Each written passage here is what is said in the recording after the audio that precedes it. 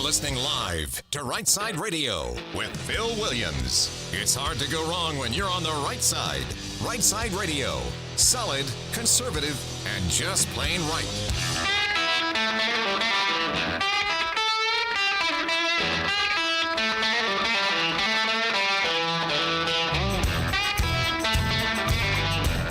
Alabama and Tennessee syndicated news talk leader, Rightside Radio. Phil Williams here live in the Rightside studios. Man, we got the local, the state, the national, covering down on all the issues. And, oh, yeah, like the dude just said, solid, conservative, and just plain right. Wow. Well, I tell you what, it is a Friday afternoon, and that's nothing but good. Nothing but good when you got beautiful spring weather.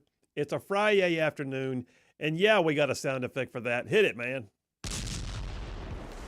Friday! Yes, it is. Well, we're going to get you all the way to go home time on a Friday afternoon. And by the way, pushing buttons on the board, that would be the JP. Hey, man, how you doing? I'm great. How about you? I am. That's distracting how nice it looks outside right now. I know it. And it's Masters weekend, like I said yesterday. And here you are looking over the golf course. I know. I was telling you about the grass on the golf course earlier. It's nice. Here at the Rightside Country Club. Yes, the Rightside Country Club. This is the back nine at the Rightside course. Just saying. Maybe one day. Yeah, maybe one day. And we got an amazing show laid on for you today. I mean, I'm pretty stoked about this. This show has almost got to run itself. So coming up at the top of the first hour, right there at the beginning of the second hour, Alabama Republican Party Chairman John Wall. He just wrote an amazing piece about the energy sector, which I was going to do a section on energy today. Then I saw his piece come out, and I thought, no, that fits. So I got in touch with John Wall. He'll be on with us at the beginning of hour number 2. And then coming up, midway through the second hour, you know what we got to do. It's Friday afternoon, a little JP on sports. Some of y'all may or may not already know that JP actually has his own sports podcast, has been most recently a sports radio guy himself, does an amazing job with that. So we'll get all the doings about sports from JP on sports at halfway through hour number 2. And then beginning of hour number 3, Alabama Congressman Gary Palmer, one of the leaders in the Alabama House. He'll be on with us at the beginning of hour number 3 to talk about what's going on up yonder, because they're in the middle of budget reconciliation processes, and we may actually see the big, beautiful bill get put forward here any day now. We'll talk about that with Congressman Gary Palmer. And then I still got a triple dipper just filled up with stuff, so hit it, man. The Triple Dipper. 3 stories you've got to know. Yeah, the Triple Dipper, 3 stories that you got to know as we run today's show. So first out the gate, in conjunction with that conversation with John Wall, big, beautiful energy. Big, beautiful energy. Listen, all of the above, you know what I'm saying? So big, beautiful energy, that's number 1 on the Triple Dipper. Number 2, the deportation machinations. So a lot of things happening. Supreme Court rulings. Hearings are going on right this very minute about that kid from Columbia University who was arrested and is soon to be deported. He's having his hearing right now. There's all kinds of things happening in the news. We'll talk about that. Deportation machinations, number 2 on the Triple Dipper. And then number 3, in conjunction with our conversation with Congressman Palmer, legislative review. I got some state and some national things you might want to know about in a legislative review, because y'all, they're doing stuff with money, and you might want to know. All right, let me jump on into the Rightside Way opening monologue, and I'll just remind you guys that the Rightside Way monologue every day brought to you by attorney Stan McDonald. Stan McDonald, partner at the law firm of Wilmer & Lee. He's a 30-year veteran in the practice of law, and he's the daily sponsor of the Rightside Way, and I will tell you more about Stan McDonald here in just a few minutes. All right, so let me just kick this off. I'm going to talk about spending, all right? Government and spending. Woo! All right. It was reported yesterday that the Alabama State Senate just set a new record for proposed spending. A record $12 billion education budget. Just the education budget, $12 billion. That's huge. And that's, by the way, light years away from where we were when I was elected back in 2010. $10 billion of that is fixed. The rest of it is in the form of supplemental spending and things that they'll spend it on if they have enough money. But wow, still. Well, if you're not familiar, the education budget in Alabama is funded mostly by sales taxes and income taxes. It's a product of the teachers union influence, still carries over from the past. They got all the best revenue streams for themselves. And undoing that now is like trying to do a Rubik's Cube. The education budget gains when people are working, basically, and spending. So if people have jobs and they're working a lot, and if people are spending more in the stores, then the education budget's doing well. And it would appear Senate Republicans believe that people are working and spending at a pretty good pace and that they have a budget surplus at their disposal to appropriate. Is that good news? Maybe. But consider this. 2 years ago, the legislature passed a great tax cut. It was a great tax cut. We've talked about it on the show. No state income tax for overtime pay. It's a great plan. And by the way, it's worked. Folks are working more overtime. Businesses are getting more employees. It's growth, and it exceeded all forecasts. And it meant that the state was actually giving back $300 million to taxpayers. Guess where that money would normally go? The education budget. The education budget, you know, the one that has a surplus? They just passed a $12 billion spending budget, but they don't want to renew the tax cut. So they're willing to take away something from people that amounts to literally less than 1% of the overall budget because they feel like they gave back too much, I guess. It means literally they've got a surplus budget, which they think to be a bad thing as regards to tax cuts. It means they have too much of your money if you get down to it, and they don't want to give it back. Look, you hear about the money in government all the time, and then sometimes you get a glimpse of it, and it can be both astounding and appalling. And in the midst of good times, fat times, one of the best and worst terms you can hear in regards to government is the words combined budget surplus. Because on the one hand, you would much rather know that those in charge of your government, they engage the appropriations, the spending, and the revenue collections and the economic development all in such a way that government did well and didn't have to declare a budget shortfall. Shortfalls are never good. It's never a good thing to find out the government did not collect enough money and is now having to cut essential services. But notice I didn't say cutting government labor force because that never happens. They only cut services, things that you and I need.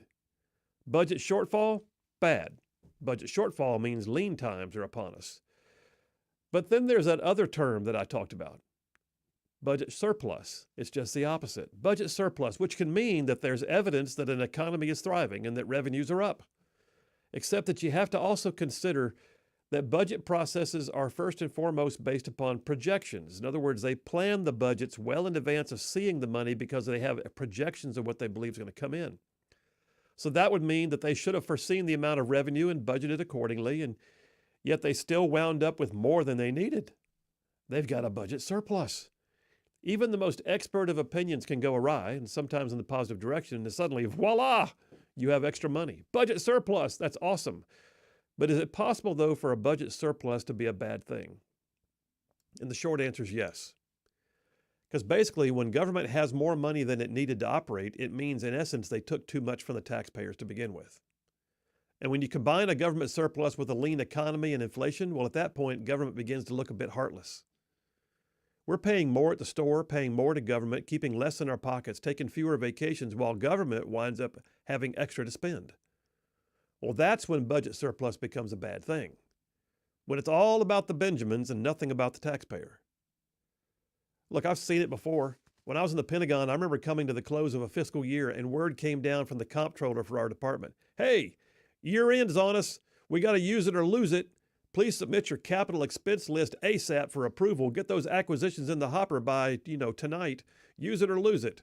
Use it or lose it. What an asinine concept. What an awful, asinine concept. Use it or lose it basically means that the powers that be are going to be appropriating next year's monies from the legislative branch in the coming budget. And if you wind up with more money left over, they might not give you the same amount. Or God forbid, they might give you less. Meanwhile, the average citizen runs their household, their private business, just the opposite. In the private world, when you have funds left over at the year end, that means success.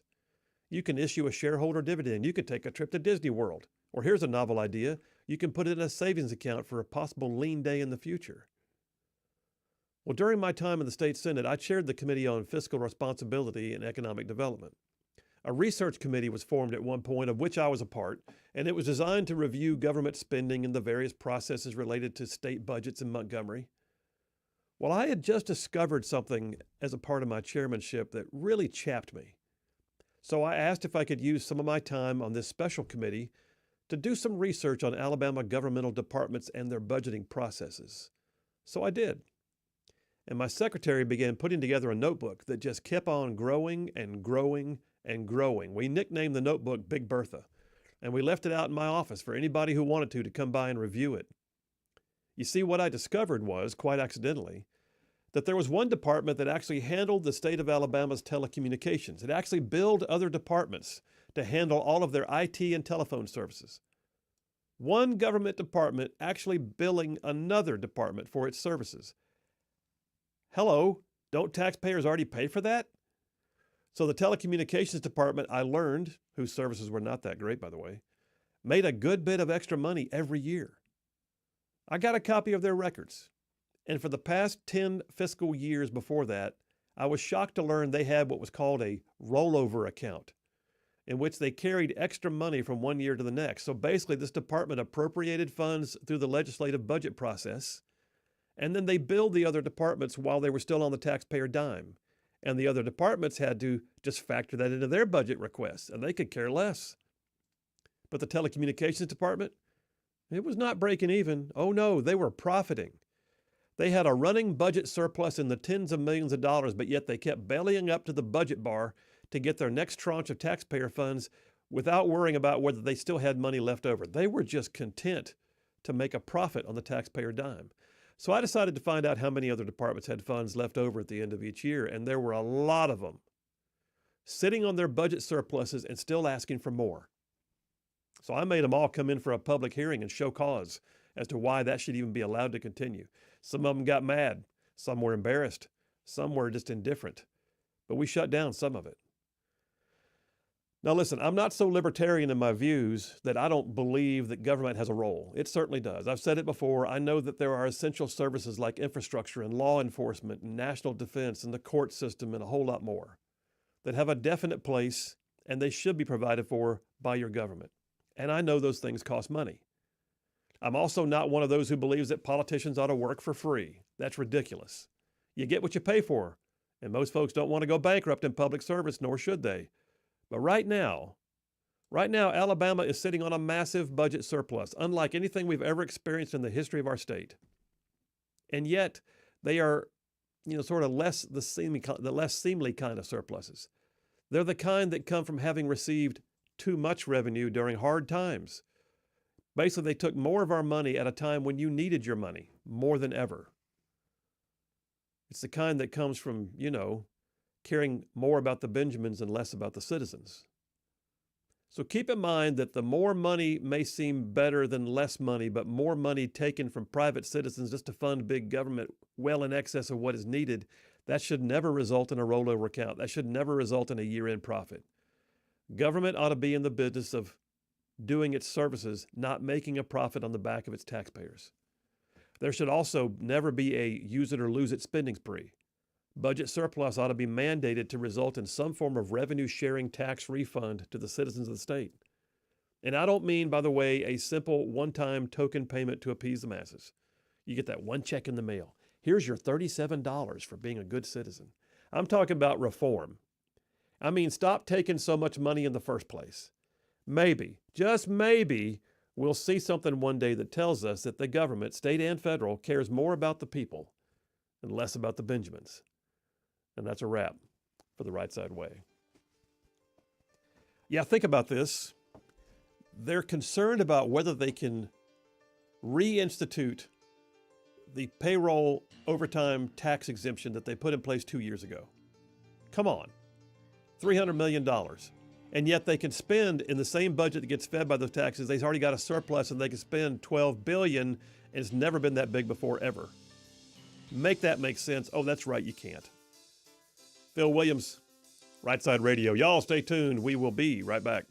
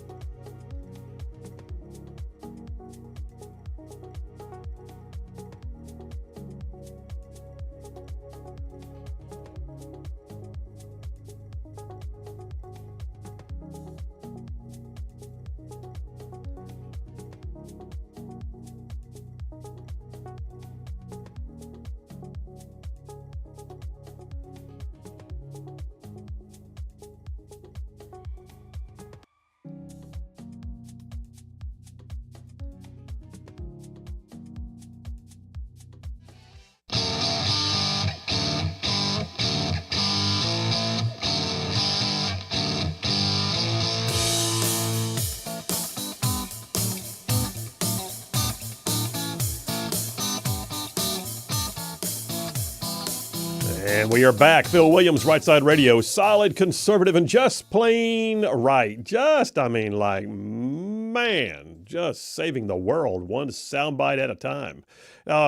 We got a lot of doings today, and I'm going to have to get right in on it pretty soon. But I got to first tell you before I go any further, I'll tell you two things. One, text lines are open, and yes, JP did get the texting machine fixed. It was a glitch on their end, but he called customer service and got them to square us up. Am I right? Got all the Chinese hackers out of there. No, I'm just kidding. Just kidding. Russia. So we 833-687-4448. That's 833-68-RIGHT.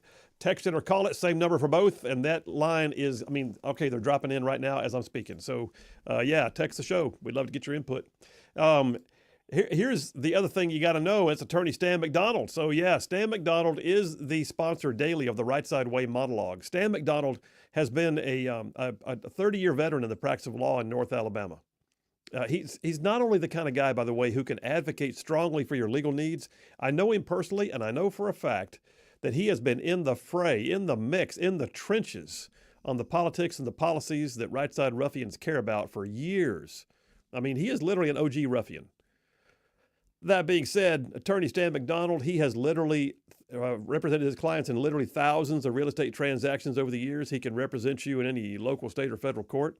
I like to say if Stan McDonald is on your side, you're going to have no greater friend. Likewise, your adversaries would have no greater foe. So, I'm going to tell you how to reach him. You ready?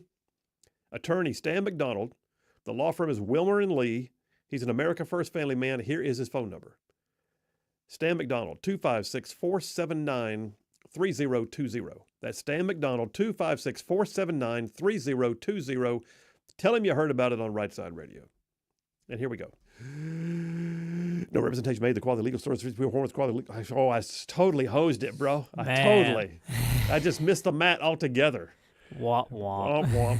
No representation made. The quality legal source to be performed is greater than the quality legal source before with other lawyers. That was a pretty good rebound. Okay. I'll give you like an 8-8 right there. I got a mulligan. I got him. I'm using all the sports terms today. Yeah. All right, we got a lot of stuff. Text lines jumping on in. Jeff from Indiana says, Phil, I've been beating this dead horse for a while now. But until you pass a law that the government's only allowed to fund schools and not schools and privatize all schools and assigning each student a dollar figure based upon what region they're in, or okay, he's voice texting again. There's no punctuation anywhere. The whole thing will straighten out. Schools will get much better and definitely more efficient. Teachers will actually be able to be paid on their merits and not just because they're in a union. Whew. Big text. Thanks, Jeff. John from Huntsville. Phil, spectacular monologue. Thank you, sir. Also, I got a quarter-size hail and some strong wind last night. Did you get any? And I know Jeff from Indiana had a fun time driving through all that rough weather last night. He said, by the way, the Dow Jones is up 600 points today. He's all over the place.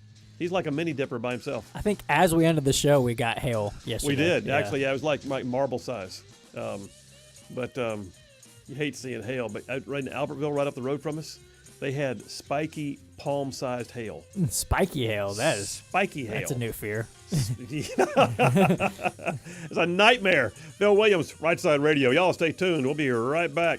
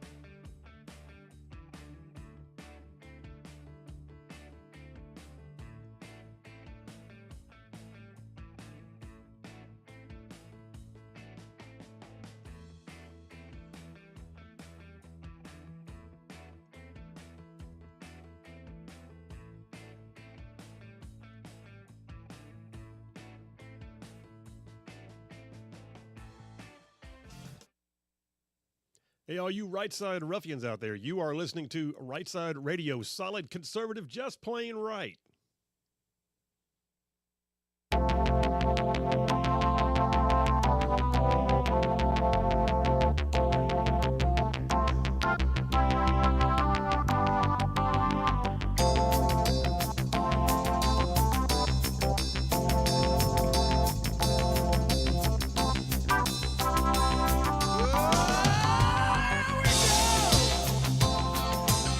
And we are back. Phil Williams, Right Side Radio, solid conservative and just plain right. Just covering down on some major ground across the southeast U.S. of A. Y'all, I'm talking about this show. Whew, goes from Huntsville all the way back over to Chattanooga. I'm talking about from Tuscaloosa back over to Gadsden. I mean to say all the way down to that loveliest little village on the plains called Auburn, stretching across the border into what we now lovingly recall Fort Benning. And then there's big old patches of North Georgia and Mississippi thrown in too, just for good measure.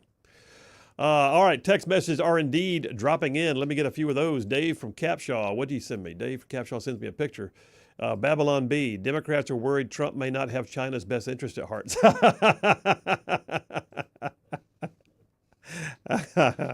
That caught me. That just I was having to scroll down and then it just caught me off guard. I didn't know what it was going to say. Michael from Madison said, honestly, you trying and messing up the lawyer legal line is more entertaining and is better than hearing the automatic perfect boring one that every other commercial does anyway. Good. That's why I didn't pre-record it. Thanks, man. Just going to go ahead and keep trying. I figure, it takes practice to make your lips move like that. Gary from Leicester, Alabama says, yes, sir, the use it or lose it attitude is one of the first things I was told when I was promoted to middle management in a small city government. It has to change from the top to the bottom. Yes, it does.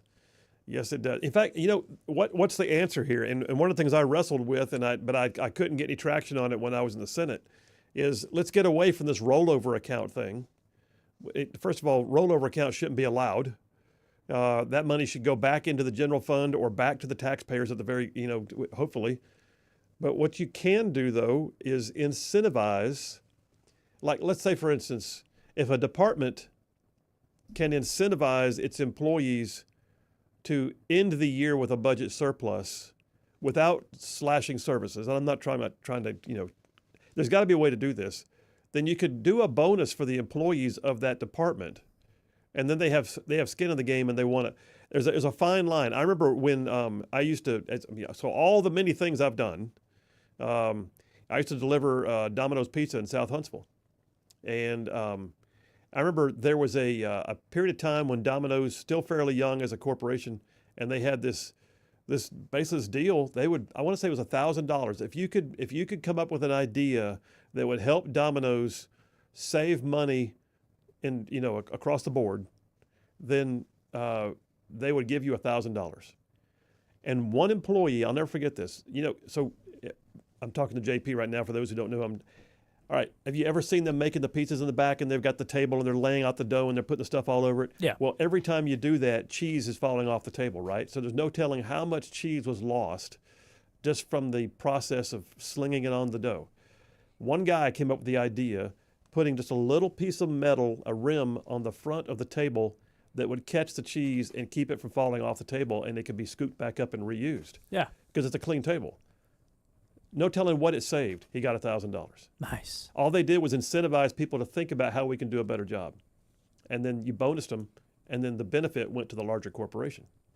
You can do that in government. I was about to say, this is one of the areas where government can learn from private sector. Like there's a lot of, you can't run private and public the same, but there's a lot that the public sector could learn from the private sector like that. You can absolutely do more. And I know API was pushing for an Alabama Doge. I don't know if that had any headway or it's anything like that, but I mean, and I agree. I don't know if it's so much cutting services from Alabama government, but there's a lot of bloatedness. Oh, there's a lot. Like a ton. There's a lot. And then there's a lot of stakeholders. There's a lot of deep state. Believe it or not, there's deep state in the states too. A lot of deep state in Alabama, in Montgomery, in every state capital. As surely as there is in D.C., there also is in your state government. And they get used to doing things their way. They don't want people telling them how to do it differently. It takes a bulldozer to come in, and it's going to take somebody to have to be brave enough to do it. I'm telling you, whoever the next governor is, if they come in with the same, here's what I predict. You're going to watch over the next 90 to 120 days as Doge hits its $1 trillion mark, because that's their goal. Their goal, I want to say, is $1.3 trillion. Yeah. So their goal in Doge is to find $1.3 trillion in savings to the U.S. taxpayer by canceling waste, doing away with false expenditures and fraud, and if you watch, if that's going well, red states are going to find that the wind is at their back if they'll do it at the state level. Yeah. Because people will be like, we like that. Why don't we have it in our state capital? Yep. You're about to watch the election season kick off. And the super red states like Alabama. See, like, oh, Republicans can actually do this. Why can't our Republicans do this? Alabama, Tennessee, and Georgia and Florida all have an open seat for governor. I mean, that's basically our entire listening area has an open seat for their governor's races. And I guarantee you, and I'm going to keep using this. I'm going to make this my bumper sticker. I'm going to put this out there. We deserve a God-fearing gunslinger to come in and be our governor, who is going to rally the support of not just beat up the legislature, but rally the support of the legislature to put these kind of things in place. We did that in 2010. We had a streamlined government mantra, and that was part of our handshake with Alabama promise, and we did it. And right now they've lost sight of that. But in 2010, you had the motivation to flip the state house. We did. They've gotten fat and happy in Montgomery. And they have. It takes somebody to come in and kick them in the butt. Yep. And there's no reason why we can't do that. So I agree. You watch. I bet that the campaign season is going to have a Doge touch to it at the state level. I guarantee you, JP. I'm ready for it. I'm ready. Dana from Athens says Western Limestone County yesterday, massive hail. Good Lord. Okay, that's not massive. That's the size of a dime. Okay, I see it. You laid very good, laying a dime next to it. But then there's one. Oh, there's a nickel. All right, what's the next one? I'm looking at it. That's a quarter. Is that a quarter? I think it's a quarter. Or is that I can't tell. It's sideways. But the bottom line is that's hail. Hail hurts. Hail does bad things. Yes, that is a quarter. Is that a quarter? Yes. Okay, thank you. It's not my old eyes. I couldn't tell from the picture. I understand. It was sideways. Harriet from Madison says, wearing my new Rightside Media flag shirt, just arrived today. Awesome. We just mailed them out. Said it fits great. Enjoying it while I'm drinking from my Rightside Radio coffee mug, too. Harriet, you are awesome. We are proud to have you in Ruffian land, and you are well swagged, my friend. Thank you very much. Yeah, you guys, we've been selling massive amounts of merch. We put this promo code on there and announced it the other day. And I think one whole size of the new shirts already sold out. It's a cool new shirt. I don't blame them. Yeah. The history of the American flag on the back. Yeah. So yeah, if you're curious what I'm talking about, go to rightsidemedia.org. I think is today the last day of the promo code? Do you know? I believe if it's not, then it's one of the last days. Yeah. Check with Butters and find out when we're planning on ending that, because we put promo code tariff. If you go to rightsidemedia.org, go to the shop tab. That's our merchandise store. T-shirts, hats, coffee mugs, our Right Side Bulletproof Influence bin shot glasses. But we got a promo code tariff for an automatic 10% off. And some of y'all just like jumped all over that. They started flying out the door. Natalie was in here because I do a little handwritten thank you note with everything that goes out the door. So I had to write more thank you notes, and what a great problem to have.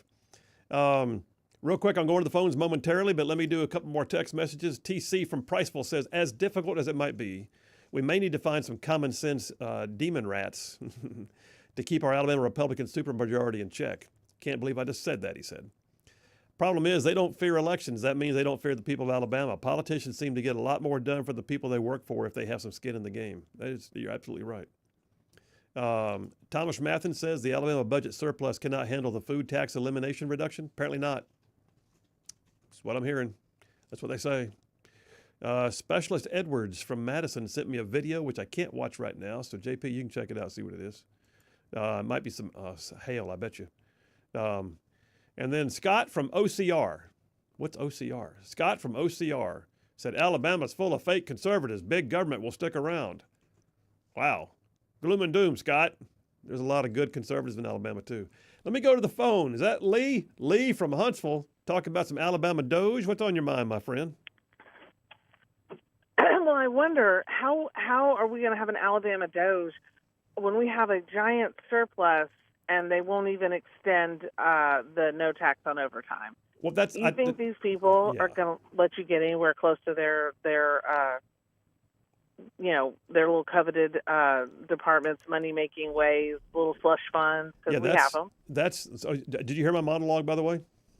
I did. Yeah, that's exactly what I'm talking about. Is here we are with a budget surplus in this, because we have two budgets in the exact same budget that is typically fed by the overtime tax pay they're talking about, and yet they've got a surplus, but they're scared about keeping the overtime. It doesn't make any sense. So they have a chance to do something. And here's the other thing of this, Lee. This is not like we're debating whether to give something that we've never given before. No, they're taking something away. They're literally going to they're going to take away something that some people have had for 2 years, a tax exemption on their overtime pay, putting more money in their pocket, and they're going to take it away. It boggles my mind. Here's my hope. Here's my hope, and I'm saying this with a spirit of optimism. But right now, some of the tax bills that the House was excited about, I'm hearing they passed it without really even coordinating with the Senate, and they're still sitting unresolved in the Senate right now. They're still, what we call it, sitting in the basket. They haven't even taken them out and put them in committee yet. And so my hope is that the Senate is saying, no, by God, House, you need to take care of that overtime tax exemption first, and then we'll deal with this. Because the way our Constitution works, the tax issues have to start in the House. So we'll see. I'm hoping the Senate is trying to pull that thing up, and they're holding the rest of it hostage till they get it. But I don't know. They got 9 days left in the legislature, Prosher. And they let a whole day get eat up by that alpha thing with insurance. You know what I'm saying? I mean, yeah, but that alpha thing was important. I get that one. I like that one. That needed to happen. You don't like that one? I mean, I'm fine with it. Okay. I'm fine with it. Blue Cross doesn't need to have a stranglehold as they do. But still, I just think that our state is eat up with special interests. And I mean, as much, if not more, than a lot of other states. It's very special interest driven, and they aren't going to let you touch their income streams. It would take someone who comes totally from the outside. Well, I think it really would. We've done it before, though, and that's the thing is we've done it before and proved we can do it because we put school choice in place over the teachers union's protest. We did budget surplus. We did budget realignment, so there's been no proration in over a decade. We put rolling reserve accounts in so that every budget process has to have a buffer account for a rainy day. We did all these things, and they screamed about it, and we did it anyway. But now it seems like they've lost the will to do that. That's what bothers me, is we've proven in the last decade we can do this stuff, but it's like they've just lost the political will to do it now. They have, and they're I think afraid. I think some of this is fear-based, but I'm going to tell you this much. I think that it's a little bit different because you can actually find real fraud and jailable offenses. Just like we don't know yet what Trump found because for some reason he feels like dragging it out for a week is a good idea after you've told everybody there's something big and horrible and nasty and making us guess what it is. I'm just saying that I just feel as if there's a lot of things that if they came to light in the state of Alabama would be shocking, ugly, and jailable. I think that's in every state. I mean, I have never met a legislator at another state who didn't have the exact same thing going on, and so, but it doesn't mean it's right. I'm just saying we're not unique. We're not unique at all. But Trump has showed that we could be unique in. We could be unique in terms of getting rid of it. Couldn't we? Yes, we could, and that's where we should be unique. You're exactly right, Lee. I got to go. My break's calling on me. Appreciate you, sister. See you. All right, we're taking the break right now. We'll come right back. Text messages flowing in. Dipper number 1's about to kick off. Phil Williams, Rightside Radio. Y'all stay tuned. We will be right back.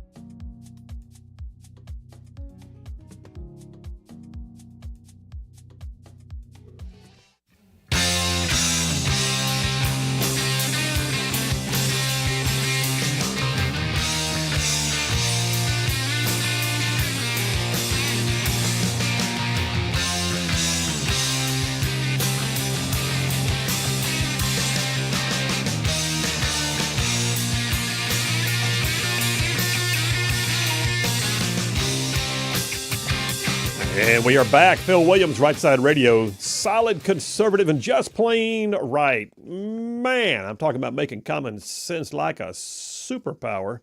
Hey, Specialist Edwards just texted back in. And by the way, he corrected. I don't know why we had it wrong, but he says, by the way, I'm from Coleman.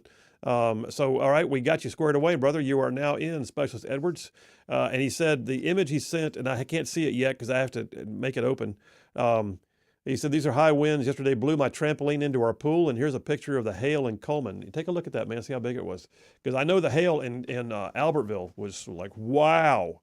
I'm talking, I saw somebody, they're about the size of billiard balls. They were that big. Can you imagine the damage to a vehicle? Listen. Hail freaks me out. I got caught in a hailstorm once, and it was on the interstate.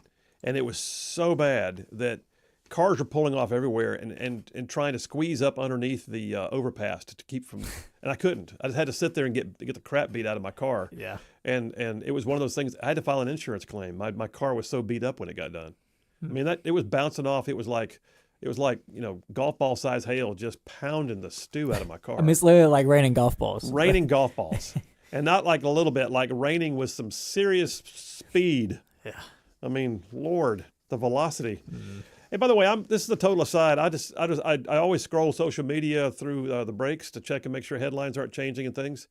And somebody just posted, Caroline Leavitt is the new press secretary for Trump, and there's a short video of her praying with her staff right before she walks into the next press room gathering, and it says, "This is your press secretary, America." And I'm like, wow. But we do that here, by the way. JP and I and the staff, we pray before every show. That's just good. It's good to have Yeah, prayer back in the White House. Yeah, it is. Hey, let me jump into the Dipper.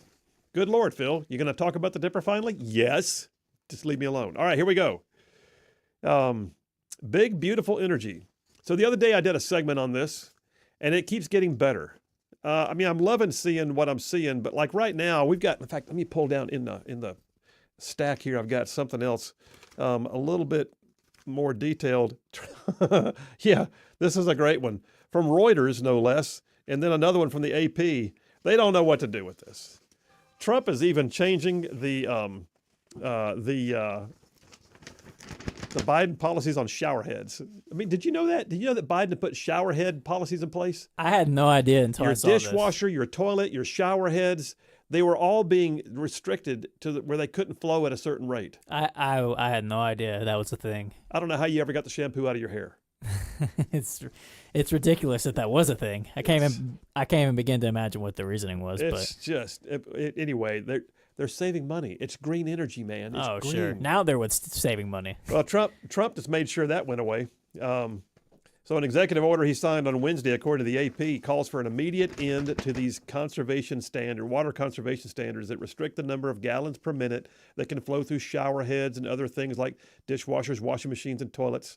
Trump says this. He goes, "I like to take a nice shower. Take care of my beautiful hair." That's what he said. He said, "I have to stay in the shower 15 minutes for it to even get wet and then come out and drip, drip, drip. It's ridiculous," he says. So he signed that and got rid of it. But here's the thing. And I'm going to talk to John Wall about it in a few minutes. But I got a piece here I pulled off Daily Wire. Dateline yesterday. And it points out that what we've been dealing with is almost like a cult. Have you noticed that? The climate change movement has morphed into they're way more than just a social justice cause. They became almost cult-like. It's a religion. It is.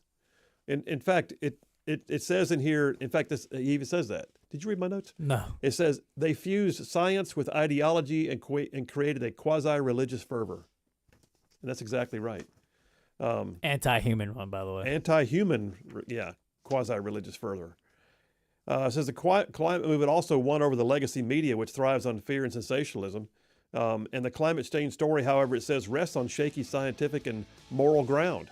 All said and done, the bottom line is climate change is nothing like what they portray it to be. The science does not, and we're welcoming a return to reason. That's where we are. Coming up next, Alabama Republican Party Chairman John Wall just wrote an op-ed about this very thing, and we'll talk to him. Phil Williams, Rightside Radio. Y'all stay tuned. We'll be right back.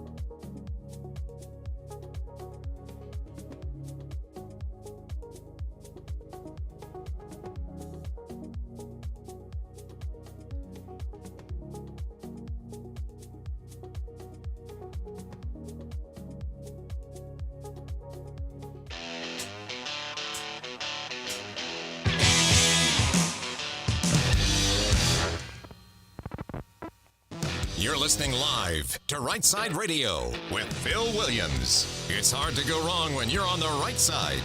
Rightside Radio. Solid, conservative, and just plain right.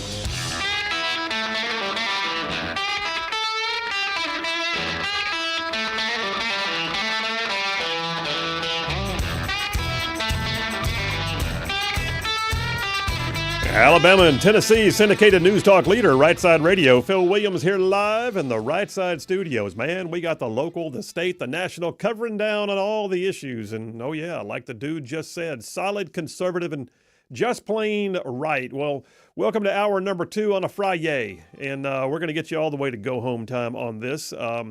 Hey, by the way, we're in Dipper number 1. Big, beautiful energy is what I'm calling it. Big, beautiful energy. And I'm about to bring on our guest, John Wall. Before I do that, though, I got to read you a quick quote. So I've got this article from Daily Wire. Amazingly well written. Came out yesterday. And there's a quote in there about the climate change cult. And it says, the climate movement preaches sacrifice while demanding subsidies, mandates, and central planning. The climate change movement calls for collective responsibility while punishing prosperity. It seeks compliance and not progress, narrative control, not truth. In true Orwellian fashion, freedom becomes pollution, and servitude is sold as sustainability. Good Lord, what a quote. That's one of those. Every once in a while, you find the one you wish you'd written yourself. Well, speaking of one that was written recently, my friend John Wall, who is the chairman of the Alabama Republican Party and the vice president of the Republican National Convention for the Southern States. I hope I said that correctly. I always mess that part up. He just wrote a piece about how Alabama ought to be leading the nation in state-level energy policy, and he's on the phone right now. John Wall, how are you doing? I'm doing well. It's good to be on the show. Good. Did I get your national title right? Did I say it right? It's close enough. We're vice chair or something? What are you? Yeah. Sometimes I don't even know what I am. What day is this? Got to make the donuts. No, that's right. All I know is I have to try to corral 14 states in the southern region of the U.S. So, good Lord. Yeah. Wish me luck. That's a lot of cats. Yeah, that's right. But I love the quote you just read, and going off, off of directly what I wrote my op-ed on, but still very much in tandem with it on the green agenda. And the climate change. And it's used as a control mechanism far, far more than it is actually general concern for the environment. And that's coming from someone who obviously has a very, very... Look, I'm a butterfly farmer. I don't know if your listeners know that or not, but I literally raise butterflies. I love the outdoors. I grew up on a farm.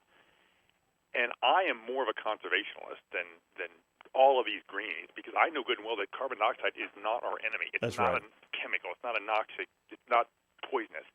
There's things to be concerned about, but carbon dioxide is not one of them. Yeah, absolutely. And there's a stewardship factor, and stewardship does not mean you can't touch it. Stewardship means you just take care of it while you touch it, and that's the right. important factor. And Republicans believe in being good stewards.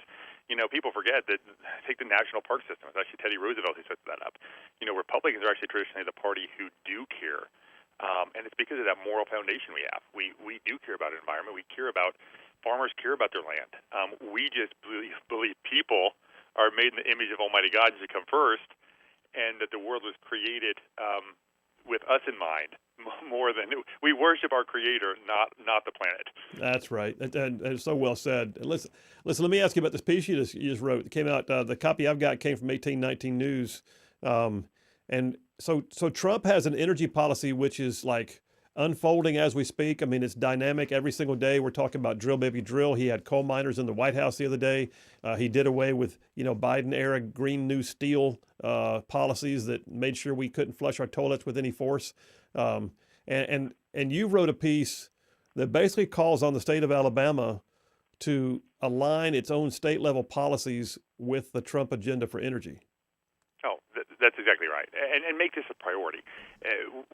Back in the election, before the election in 2024, we did a contract with Alabama. We talked to them about these things, about how government could put policies in place that actually affected people in their everyday life. And energy independence was on that list, and there's a reason for that. This affects people in so many ways, and it affects our country in so many ways. Whether it's gas prices, your utility bill, or every single product you buy. Because every product out there, it takes gas to get it to the consumer. and it takes energy to produce it. And so when we talk about, getting energy costs down and energy independence, it's so much more than just a political talking point. It goes into every single area of our life, bringing costs down. And for me, it's also a national security issue.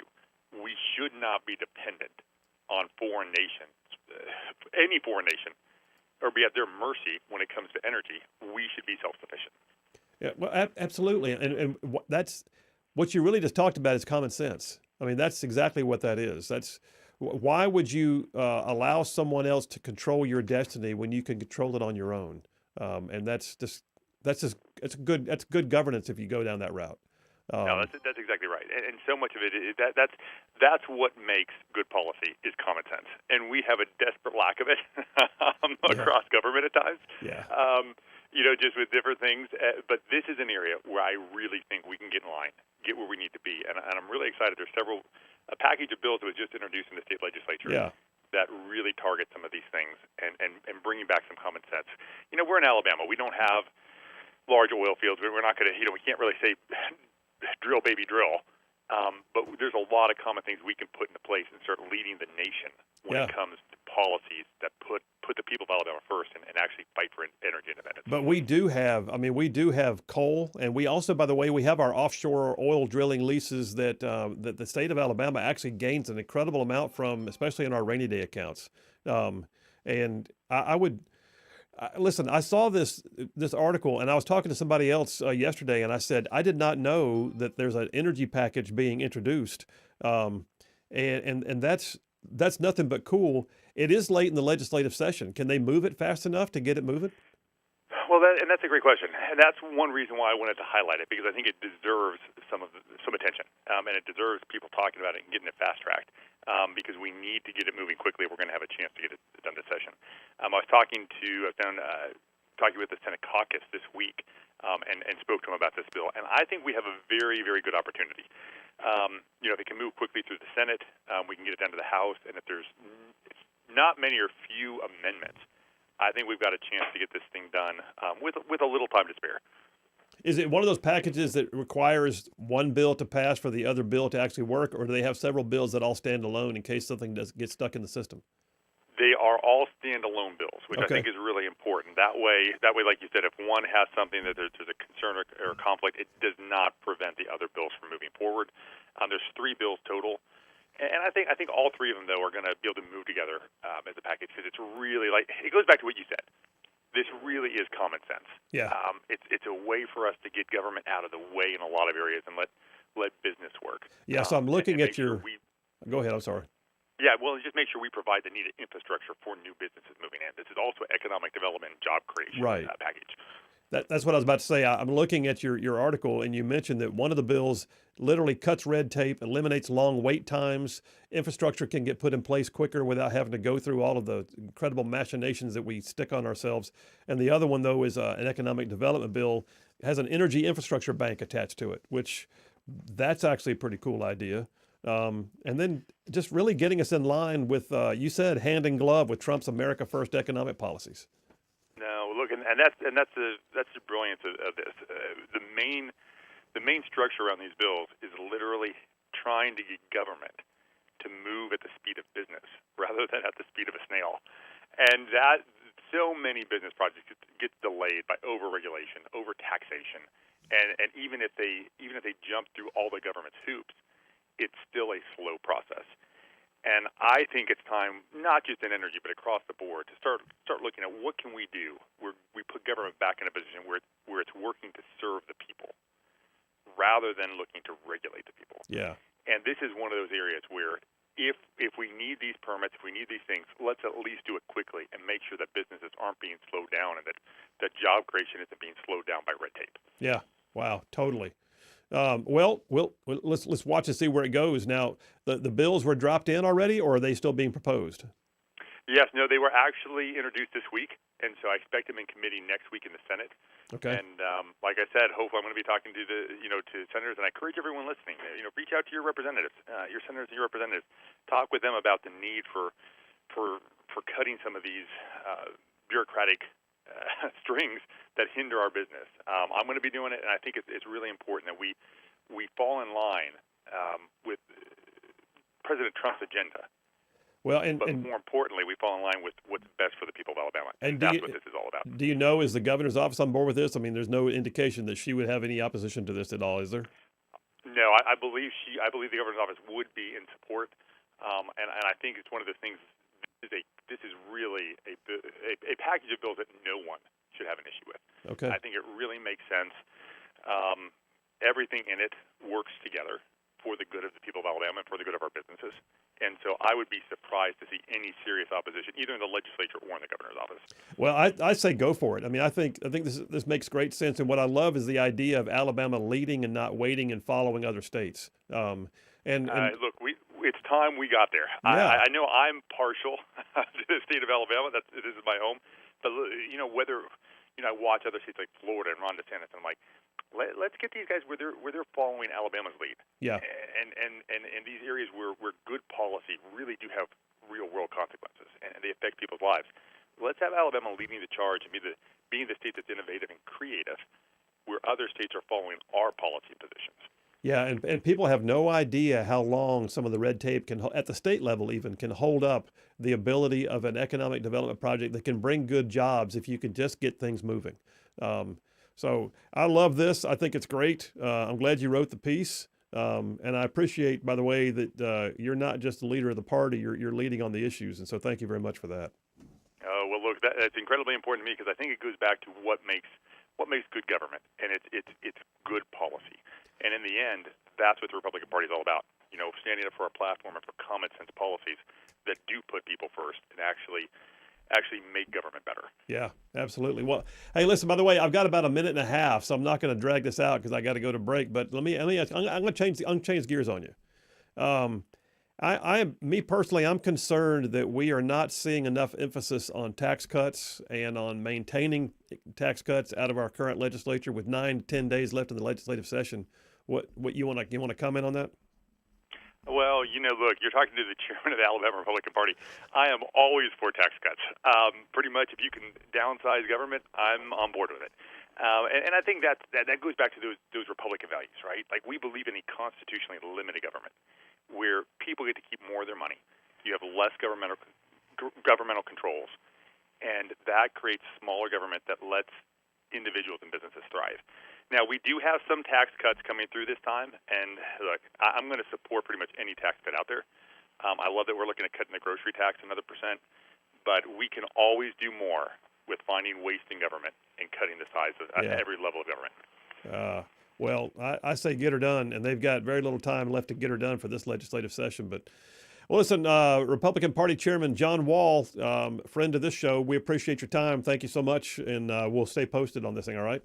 All right, good to be on the show. All right, take care, man. Got to run to a break. I ran long, but it was worth it. And listen, I love the idea. Of Alabama actually leading on the issues so the rest of the states around this nation look over there and go, what Alabama do? What should we do next? That's what I want us to be. That's what we should be. That's what we can be. Phil Williams, Rightside Radio. Y'all stay tuned. We'll be right back.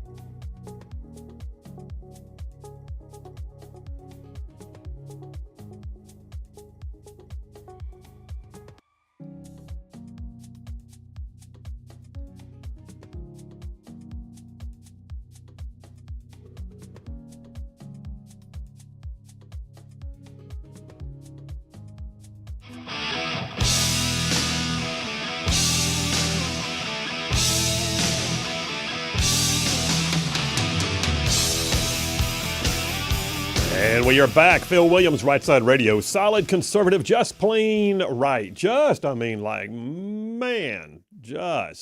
the world one soundbite at a time. There's breaking news. I got to talk about a couple of breaking news stories. So I'm gonna shelf the rest of this dipper, which was just kind of more of the same. But it's all Trump's energy plan. Whew, it is better. Let's just put it that way. We are literally going to save the world by recognizing that the world is not our God. How about that? And that we are allowed to have energy, and we can do all of the above, and we can still be good stewards. So, Trump energy policy, and I hope the state does get on board with a meshing plan from the state level to coincide with it. A couple things just happened. We've got a story out of Montgomery right now. My friend Mac Butler, who serves in the Alabama State House, has a bill that would ban gender ideology and pride flags in schools. And for reasons I don't understand, that bill has now been delayed in the House, and its future potential for vote is unclear. Just come on, y'all. It's low-hanging fruit. Anyway, the other things that are happening, Senator Tommy Tuberville. I don't know if you heard this or not, but just this morning it was announced. Actually, I saw a story yesterday afternoon, maybe last night. Military.com, which loves to be the liberal version of military news. But Military.com ran a story that said that right after J.D. Vance, Vice President J.D. Vance, went to Greenland, that the colonel, a female colonel in charge of the Space Force base there, sent out an email to all of her subordinates saying that the vice president did not actually speak for our position. I got news. He's your vice president, therefore he spoke for your position. This morning, she was fired. And Senator Tommy Tuberville, just in a interview today, said people need to get on board with the mission or get out. He agrees with the Pentagon's decision to oust the Space Force colonel for criticism of the Trump agenda. I mean, what was she thinking? That's so funny to me. It's like, my boss doesn't speak for me. My boss, yeah, by the way, not just that, but I'm in the apolitical, I'm in the military. We have rules against this, but I'm going to say it anyway. How about this? Go vote for who you want to in your spare time. And then when you go back to work, put your boots on and do your job. Just know your role. It's not that hard.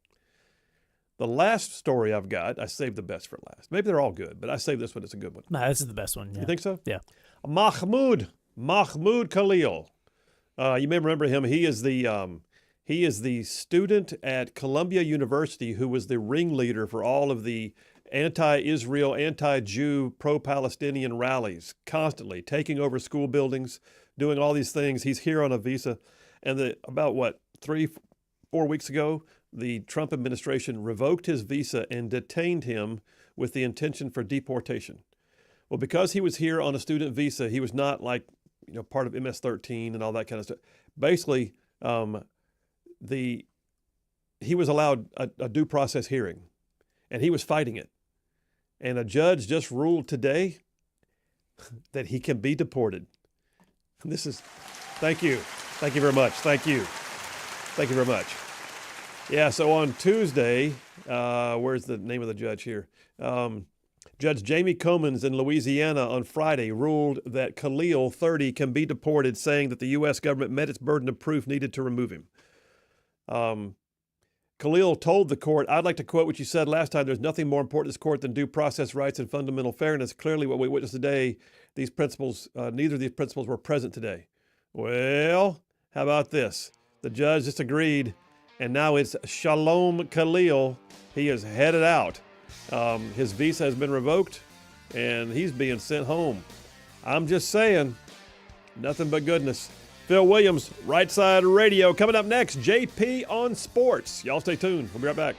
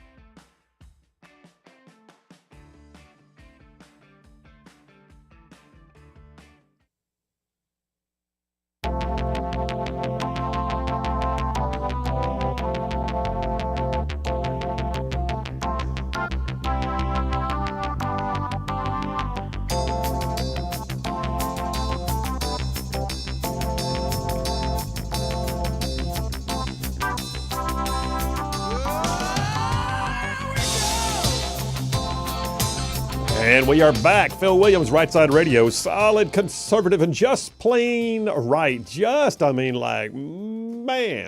covering down on some major ground across the southeast U.S. of A. Y'all are talking about this show. Goes from Huntsville back over to Chattanooga. I'm talking about from Tuscaloosa over to Gadsden. I mean, all the way down to that loveliest little town, that little village on the plains we call Auburn. And oh, by the way, stretching across to what we now call again Fort Benning. Yes, we do. And oh, by the way, big old patches in North Georgia and Mississippi thrown in just for the good measure. All right, this is Friday afternoon, y'all. It's Friday. It's Friday afternoon. We're gonna do what we always do. We're gonna put aside politics. We're gonna put aside punditry.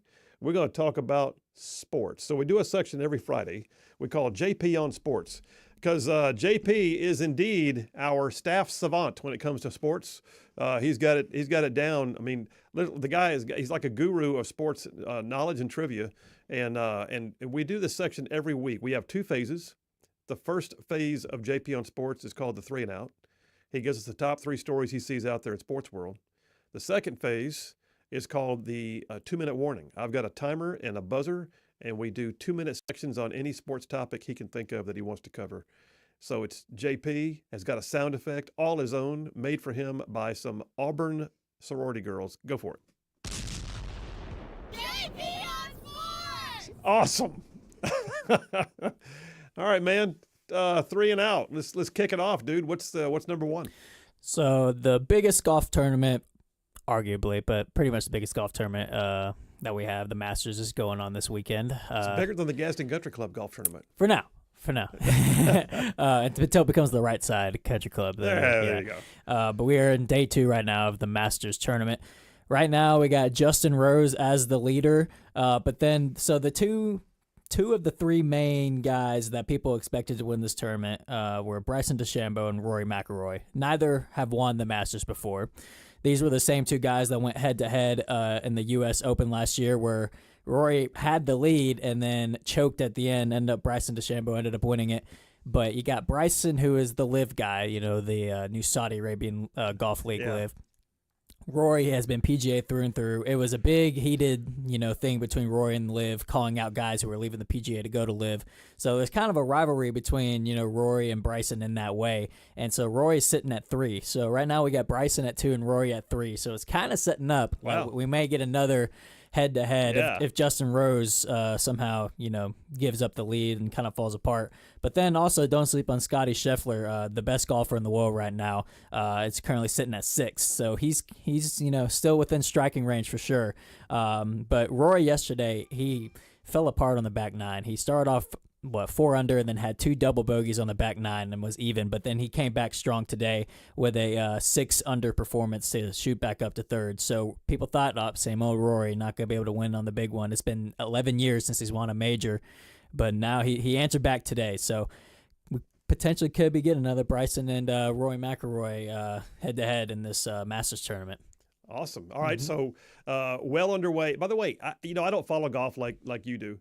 I don't think I even knew that LIV and PGA are playing in the same tournament. It didn't even occur to me. I was thinking they were totally separate. They rules. are. Well, LIV guys are allowed to play in the majors for PGA, but that is it. That is it. Wow. Yeah, okay. yeah. It's still a big rivalry for sure. And Rory was the lead guy for PGA in that. It's almost like the iBob. The iBob. Yes. Almost. Not as big. All right, 3 and Out. That's 1. What's 2? All right, so we have the Braves right now. We're talking, obviously all of our listening area is in Braves country, so my baseball coverage will be Braves coverage. I hope everybody's okay with that. It's also my team. So, but the Braves, I talked about how they had a rough start of go of things. So they start off 0-7.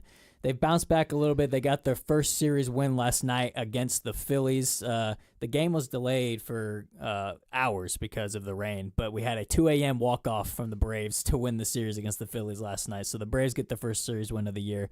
They got a Tampa Bay series coming up this weekend, but couple big things for the Braves. They had Sean Murphy come back, who was the starting catcher. He started the year hurt. He came back hot with several home runs, helped get the offense going a little bit. Marcell Ozuna is getting back to his old self last year. He started off a little slow, but he's getting back into the swing of things. So if the Braves can just keep chipping away, if they can get series under the belt, a series, win the 2-3 game series and just chip away. I think this Braves team is just too good to stay in a slump like they were to start the year. But this was the Phillies were second in the NL East, so it's also a rivalry team for the Braves. So that was a big series win for them. Moving forward, like I said, I think Schwellenbach and Smith-Shawver, who are two young pitchers for the Braves, have pitched really well right now. So I think over time, this was a good sign. Over time, the Braves are going to start getting back and climbing out of this deep hole that they started the year on.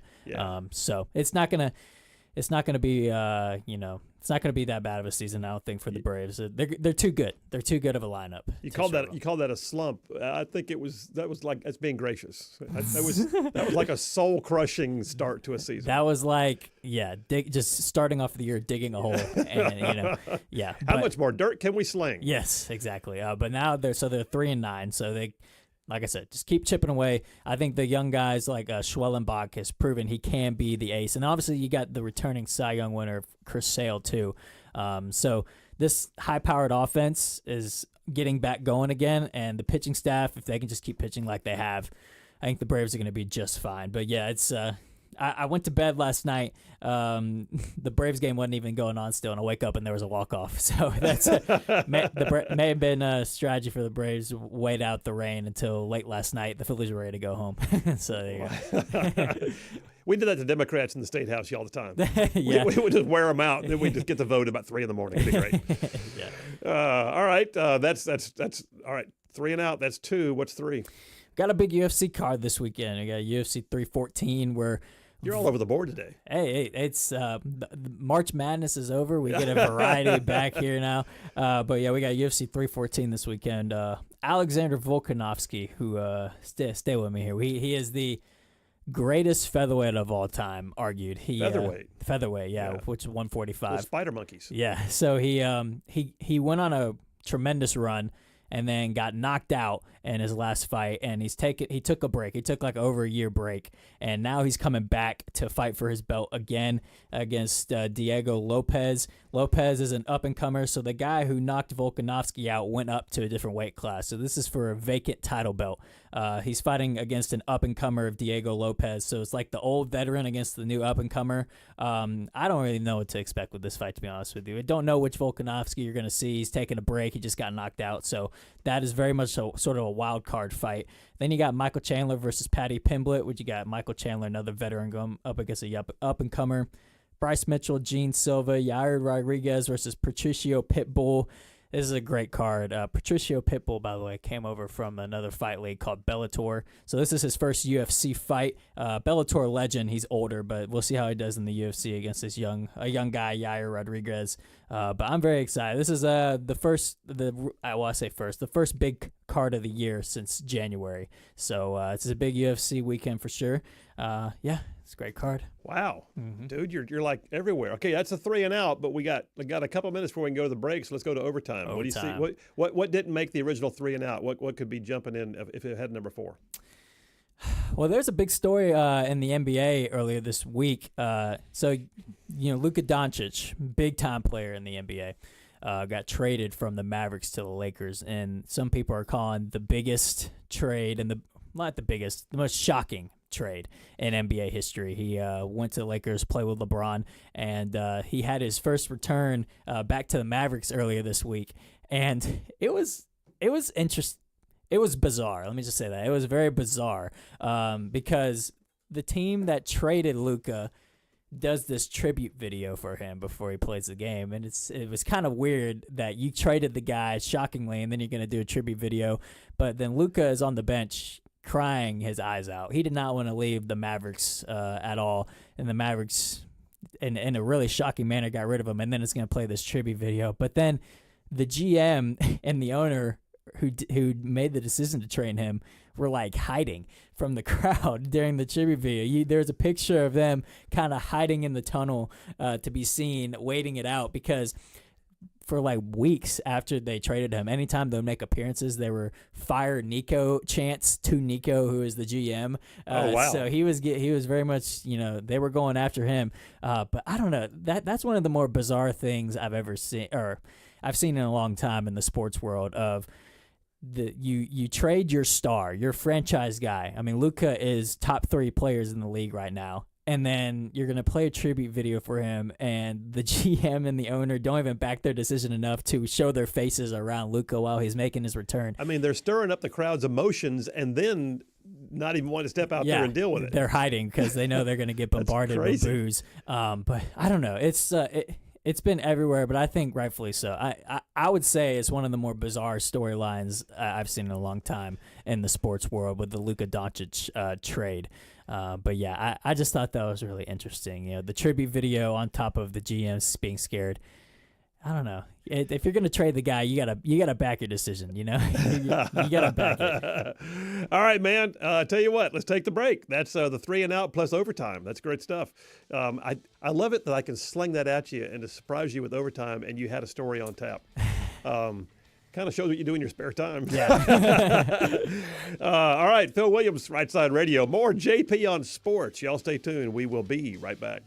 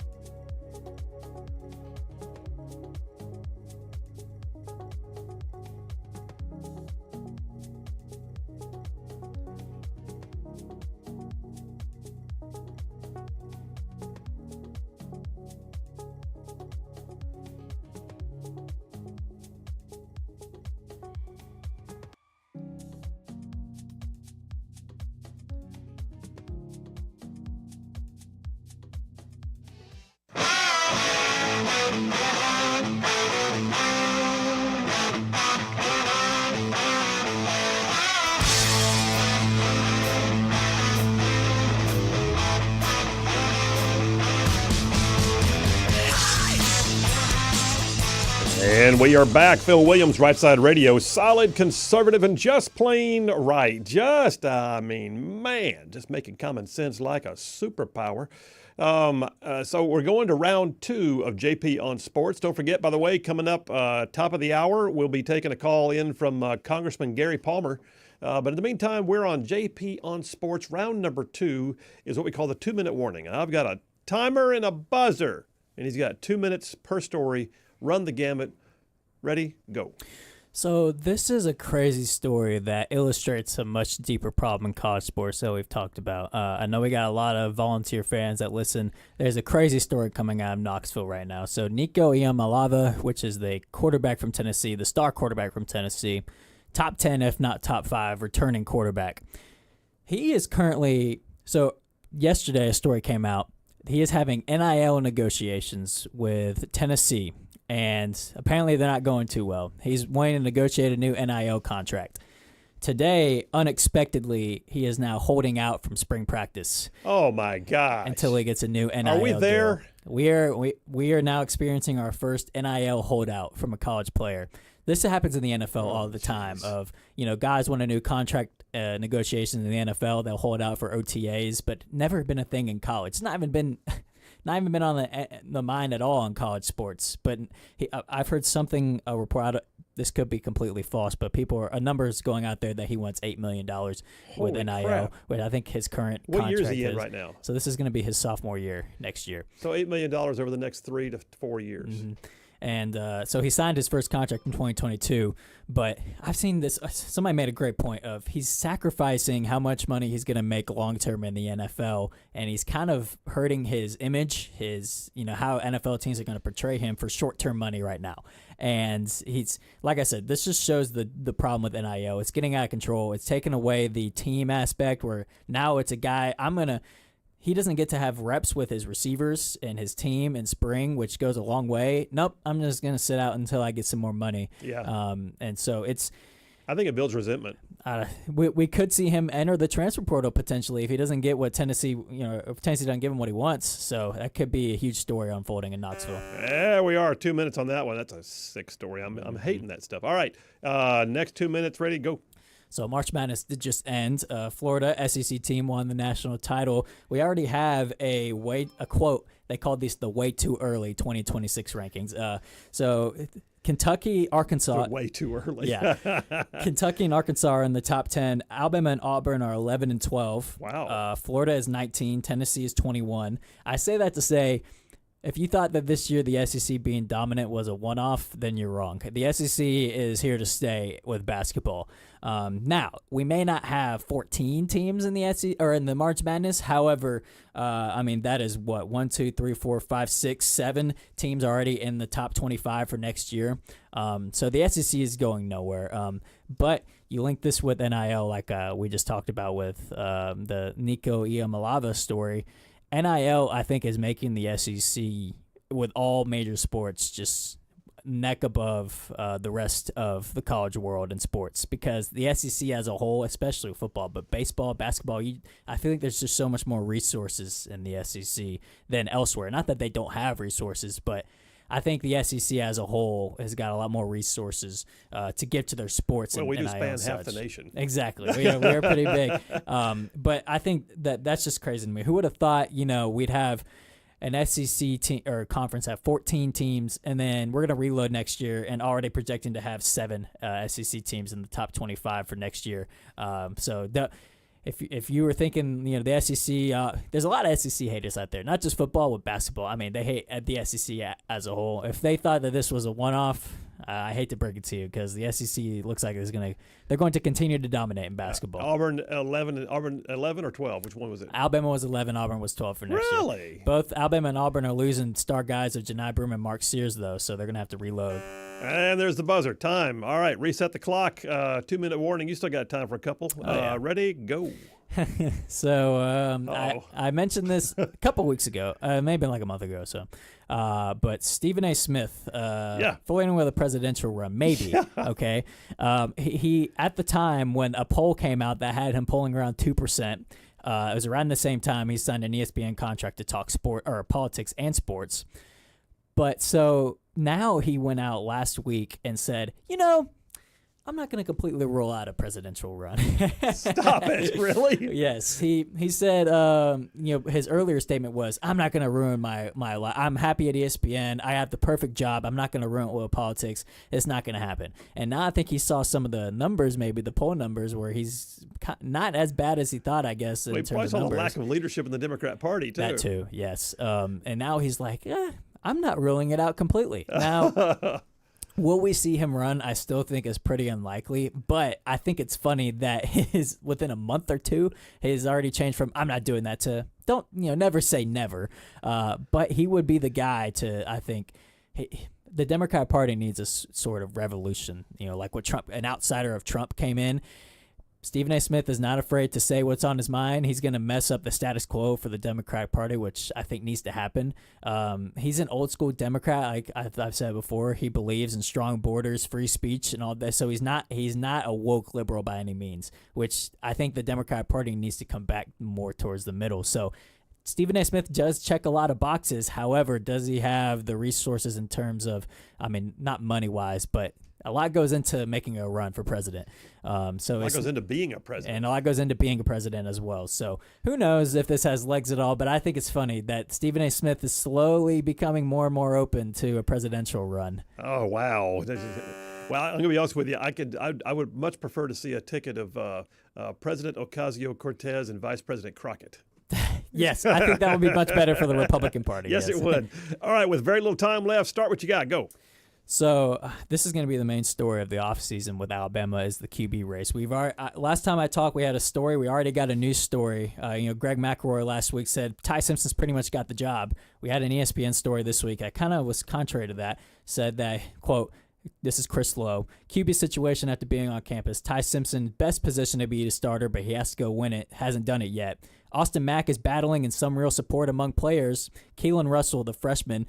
Keelan Russell is the most talented of the three, but he's still a freshman. This is still a legit race. So the story last week was that this was Ty Simpson's, but it looks like it's still a legit race and neck. I don't know. I heard it was going to be Nico from Tennessee coming in on the portal. Hey, come on to the bright side, Nico. All right, that's it. JP on sports coming up next. We're bringing in Congressman Gary Palmer to talk about big, beautiful bills, reconciliation up yonder in D.C. Phil Williams, Rightside Radio. Y'all stay tuned. We'll be right back.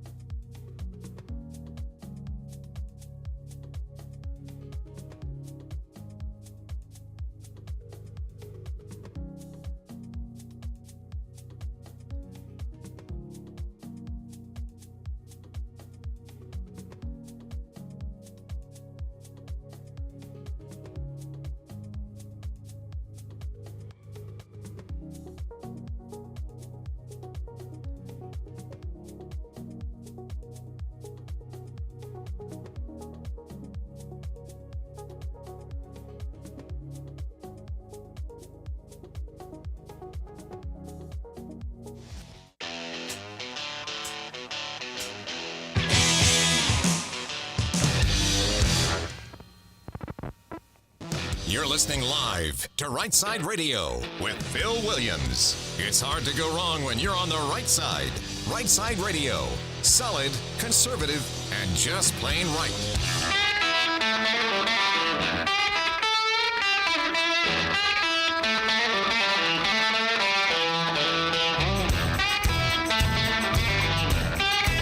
Alabama and Tennessee's syndicated news talk leader, Rightside Radio. Phil Williams here live in the Rightside studios, man. We got the local, the state, the national, covering down on all the issues. And, oh, yeah, like the dude just said, solid, conservative, and just plain right. Welcome to hour number 3 on a Friday afternoon. And we're glad you're with us. We're going to get you all the way to go home time.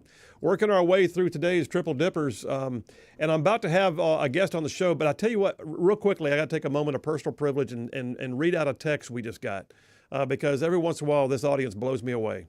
This is from Matthew from Washington, and that's Washington State, by the way. Matthew from Washington. He and his wife, Hope, live out there. He says, hello, Phil. Thank you all for what you do and for your service, sir. I said, I can't thank you enough for that. I'm unfortunately living in the state of Washington due to my job. I'm from the South. I haven't been back home in over 20 plus years. I'm hopefully moving back to Huntsville soon. I recently visited there with God's intervention, and I found y'all on my rental car, and now I listen to you every day via iHeartRadio. Y'all bring me hope and uplift me in a heavily corrupt and frankly corrupt state. Thank y'all for what you've done and continue to do. Hopefully someday I'll be back home to the South where respectful politeness and just plain what is right will be a greatly welcome. Matthew and Hope, we are glad we have Rightside Ruffians sitting out there, and y'all do some applause right about now. So thank you very much. What an amazing audience. Well, let me just jump on the phones and not leave him waiting any longer. One of the members of Alabama's House delegation, who has been a leader in conservative policy for many, many years, founded the Alabama Policy Institute, has now taken that conservative policy background with him to Congress and is getting good things done up there for the state of Alabama and really the nation. It's Congressman Gary Palmer, who is on the phone with us right now. Congressman, how are you doing today? Well, I'm glad you started off with that message from the guy in Washington because Yeah. I've been telling you, Phil, you're going national. Oh, well, wow, brother. I appreciate that. Thank you so much. That's something else. It really is. It's amazing. It's humbling, too. It's just trying to figure out how it happened. But, well, listen, let's talk about D.C. stuff with you because we got two things. One is just offline, you were telling me about a bill you just passed, your bill, actually, that just is sending over to President Trump for signature. And it ties into my earlier segment. I didn't even realize it. We did one on big, beautiful energy. You've got a bill that corrects a Biden-era policy on water heaters. You want to tell us about that first? Yeah, on Christmas Eve, the Biden administration put out a regulation basically banning natural gas tankless water heaters, So the real. kind that Renai makes. And they thought maybe nobody'd be paying attention. But I introduced a bill to repeal that regulation. We passed it in the House in February, and the Senate passed it yesterday, so it'll be going to the president's desk for Outstanding. his signature. Outstanding. Congratulations. We're trying to protect your gas appliances. But sorry, I missed your energy section. I had a meeting Tuesday with Secretary Wright, Secretary of Energy, and I'm telling you, he is a breath of fresh air. He's a brilliant guy and a really humble guy. This is a great cabinet, and Secretary Wright's just another example of it. Well, it absolutely feels different. I mean, you look at it right now, and Trump said he was bringing back the era of common sense, and I think one of the places where we so decidedly lost our way. Well, I mean, just one of the places, but anyway, the bottom line is the energy sector. It's like I didn't even know who we were anymore with the things that were being done to crush our ability to be energy independent or to have energy make sense or to be energy efficient in a way that actually benefits the consumer, not just an agenda. By the way, I have one of those Renai hot water heaters in my house, and the idea that if I ever needed a new one, I wasn't going to be able to get one is antithetical to common sense. So thank you for your bill. I don't think people out here listening may realize that there are people who spend their entire careers in Congress and never have a bill passed in their own name, and you just did. So good on you. Well, I just try to do my job. But before we get on to the reconciliation on the energy side of things, I just spoke down in Millbrook this morning, And I pointed out that under the Biden administration, they were planning to close another 70-something coal-fired plants. Yeah. That would have taken over 80 gigawatts of power offline. And we're in the middle of an arms race with China and data in terms of artificial intelligence and quantum computing, and we don't have the power generation capacity to compete. And the announcement Wednesday from the Trump administration that everything is back on the table, coal, natural gas, nuclear. We've got an opportunity, just a window of opportunity, to really regain our status as an energy superpower and to win this what I call an arms race for artificial intelligence and quantum computing, because whoever wins that will not be a superpower, they'll be the superpower. Again, we've got the right people in the right places at the right time.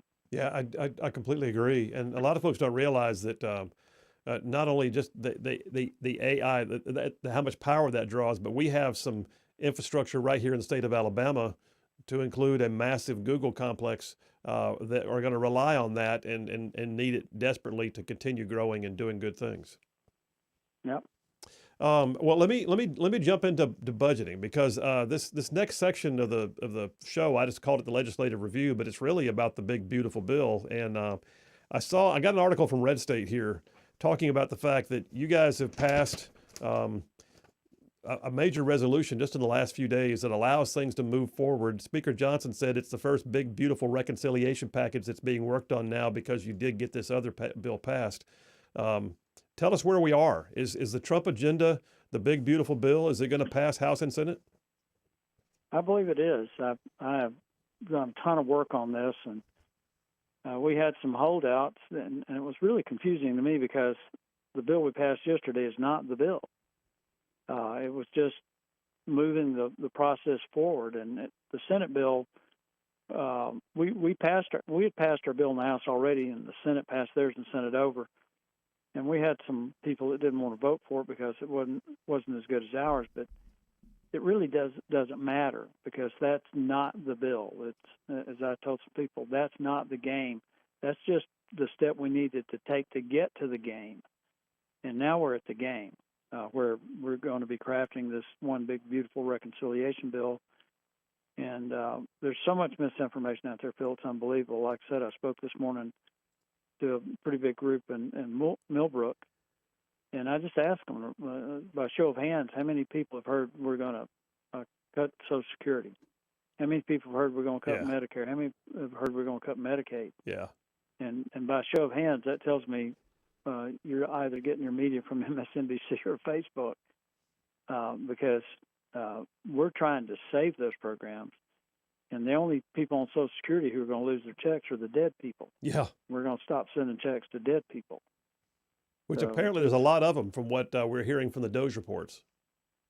Oh, yeah. We're sending out $3 to $5 billion a year in checks to dead people. And that's money that should be staying in the Social Security Trust Fund. And, make sure that the people who are supposed to be getting their checks get their checks. So that's what we're doing. And as I had a meeting at the White House Tuesday on some of this stuff, not specifically Social Security or Medicare, but I said this is not just about how we save money.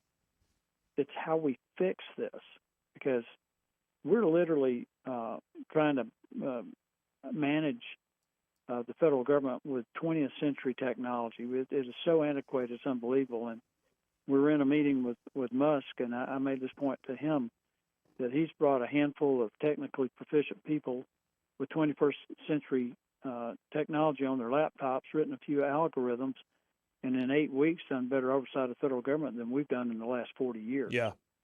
That's really what's going on. That's exactly what's going on. It's huge. Hey, let me ask you, too, going back on the issue of the reconciliation bill, a lot of folks don't understand that reconciliation is not something you get to do every day of the week. You're limited to the number of times you can do this because it allows things to happen with a simple majority vote as opposed to the large scale, like 60 votes in the Senate kind of thing. So this is like you got to get it done pretty much in one package and get it done fairly soon. Otherwise, you could lose the opportunity. Am I right? Right. You can only do it on budgets. And so we didn't pass a budget for this fiscal year, which is the fiscal year 25. And we're going to use that budget to do the one big beautiful bill, but we can do it again on the budget for the fiscal year 26. Okay. So we could actually do this twice. But this first one is the key. That's where we're going to take care of the Tax Cuts and Jobs Act, make that permanent. There are a lot of investments sitting on the sideline out there, major purchases of machinery, technology, major projects that are waiting to see if this bill is going to pass.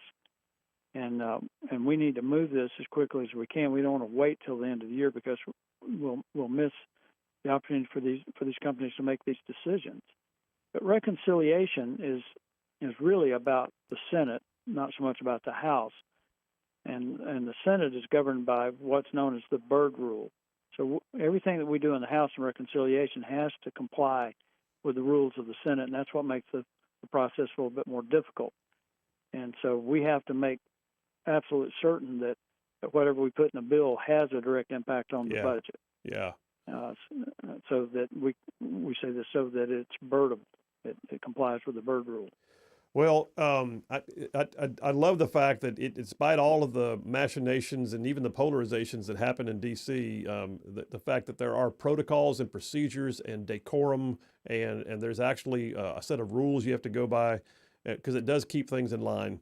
And I'm very hopeful y'all get this. I've got about a minute and a half left here. Let me just ask you real quick. One of the things that I know has to be jibed between the House and the Senate is where we're going to find the $1.5 trillion in tax cuts. And is that something that's going to be hard to accomplish, or are you guys already kind of in agreement on where you think you're headed there? Well, I'm on the Energy and Commerce Committee, and we have the biggest load to carry. They've asked us to identify $880 billion. And we're going through this process. We've already identified $445 billion, and I think I know where the rest of it is, and maybe even more than that. But one of the things I pointed out, Phil, was that when we're doing all these calculations on savings, no one has calculated the savings in interest payments, because all of this money that we're talking about is we're spending in deficit spending.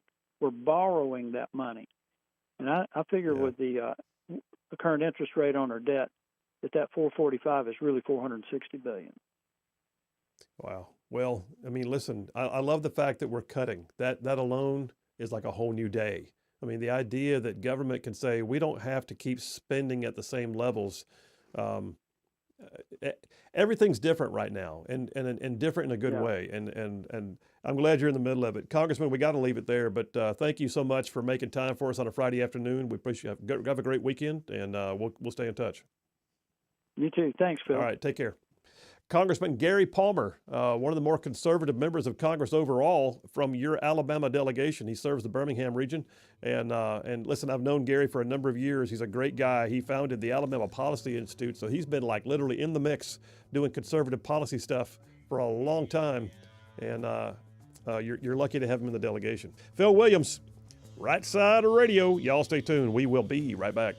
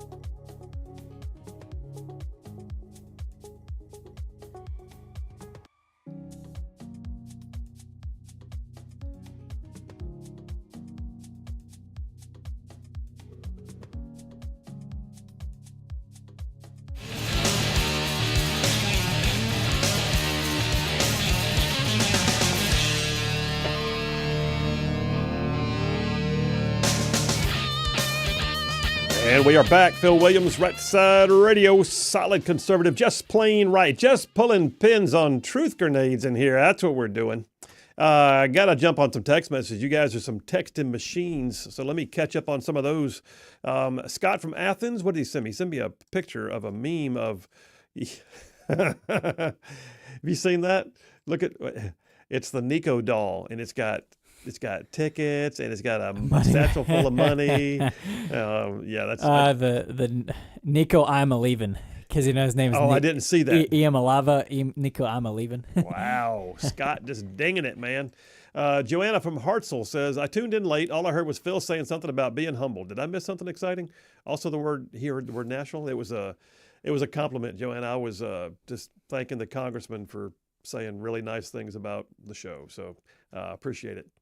Matt from Madison said, have you heard anything about what will become of those that defrauded the Social Security, Medicare, Medicaid programs, provided they locate them? Friggin' they'll go to jail. That's what'll happen.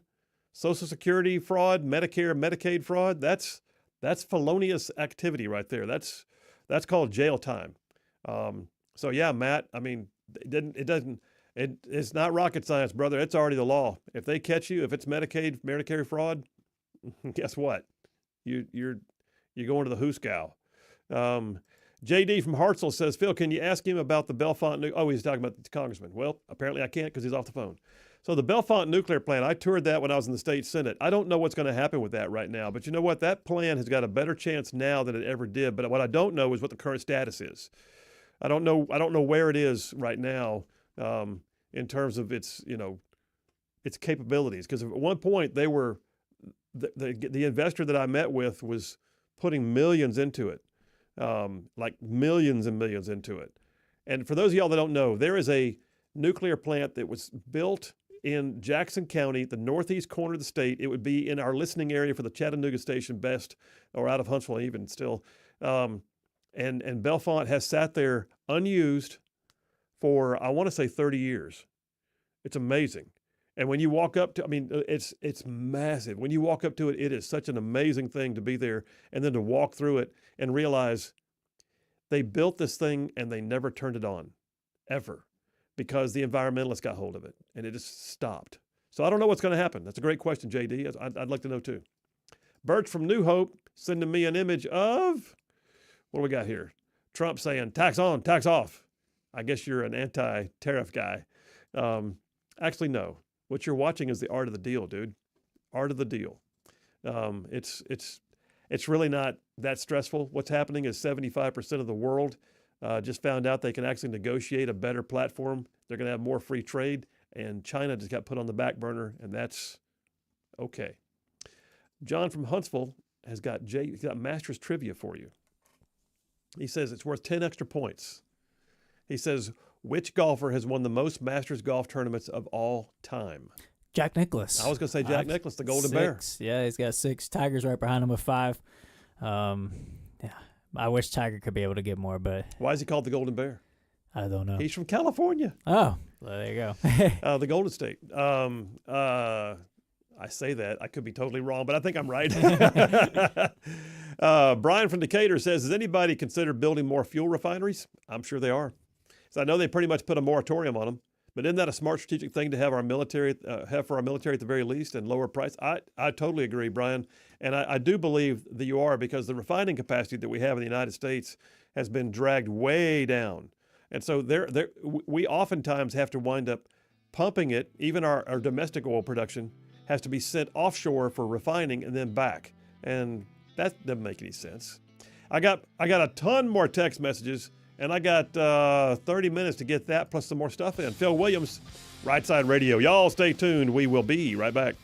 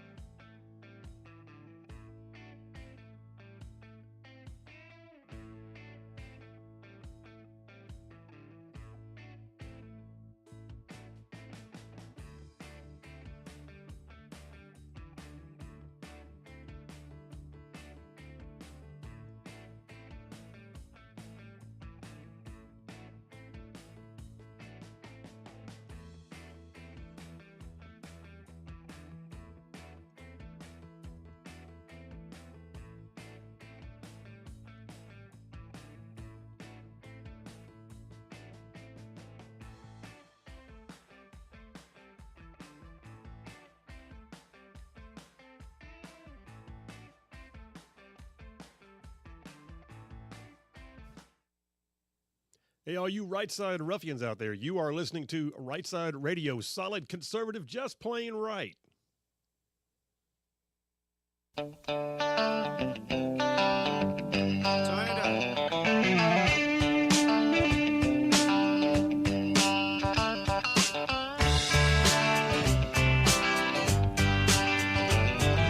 And we are back. Phil Williams, Rightside Radio, solid conservative, just plain right.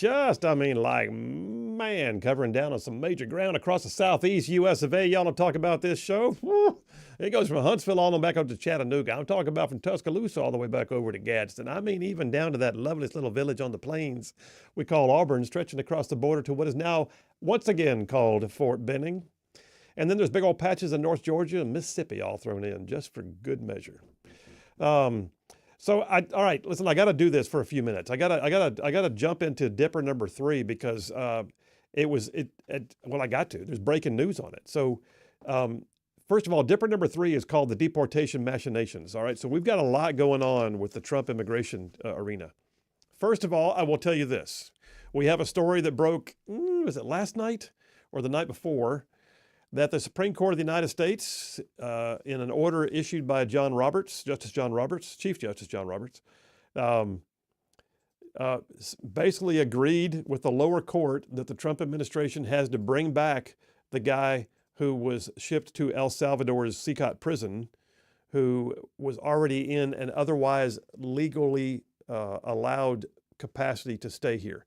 My recollection, I could be wrong, but my recollection was this particular individual was living in Maryland, and he was here, and he had an asylum hearing pending under the Biden administration. He's a known MS-13 gang member, but he had claimed that he was in danger of his life back home, that a rival gang was threatening his life, and he was asking for asylum. So that qualified him. It wasn't that he was here on a green card. He wasn't doing it. It was that qualified him for the ability to gain extra consideration.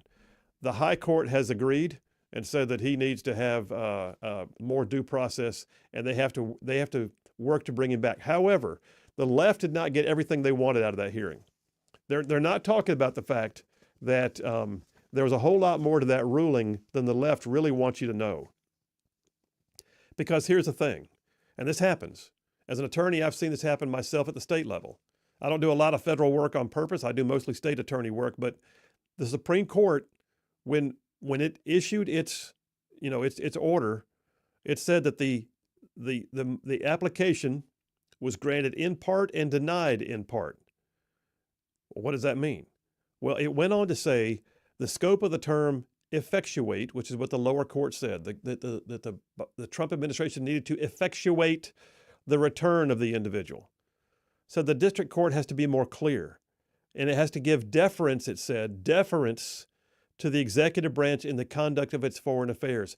That was the Chief Justice of the United States Supreme Court telling the lower court, don't lose sight of your job. Know your role. You are not a foreign policy magnate. You are a judge. Now, did the guy have potentially a due process right that was infringed upon? The Supreme Court agrees that maybe he did. Bring him back here for a hearing. Guess what? You might bring him back here for a hearing and he gets deported anyway. In fact, I suspect that he will. I suspect he'll come back here. He'll get a hearing. They'll discover that his request for asylum is going to be denied, and he'll be sent packing anyway. It's just going to take longer. Kilmar Armando Abreu Garcia from Maryland. That's him. By the way, he was residing in Maryland. He's not from Maryland. I think he's from El Salvador. So anyway, that order was a two-parter. Granted in part, denied in part. Granted as to facilitating his return. Denied in terms of making sure that the world understands that judges don't get to set foreign policy. That is not their role.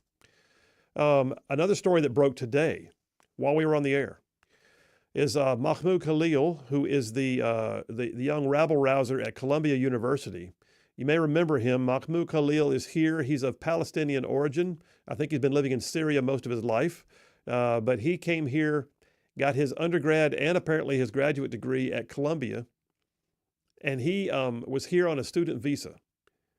And he became the ringleader of the vast majority of the student protests against Israel, the harassment of Jews, and the takeover of university buildings on Columbia University's campus. I mean, he was constantly seen on news stories because he was one of the few that wouldn't wear a mask. Okay, at least he stands by what he thinks and says. That being said, he was arrested.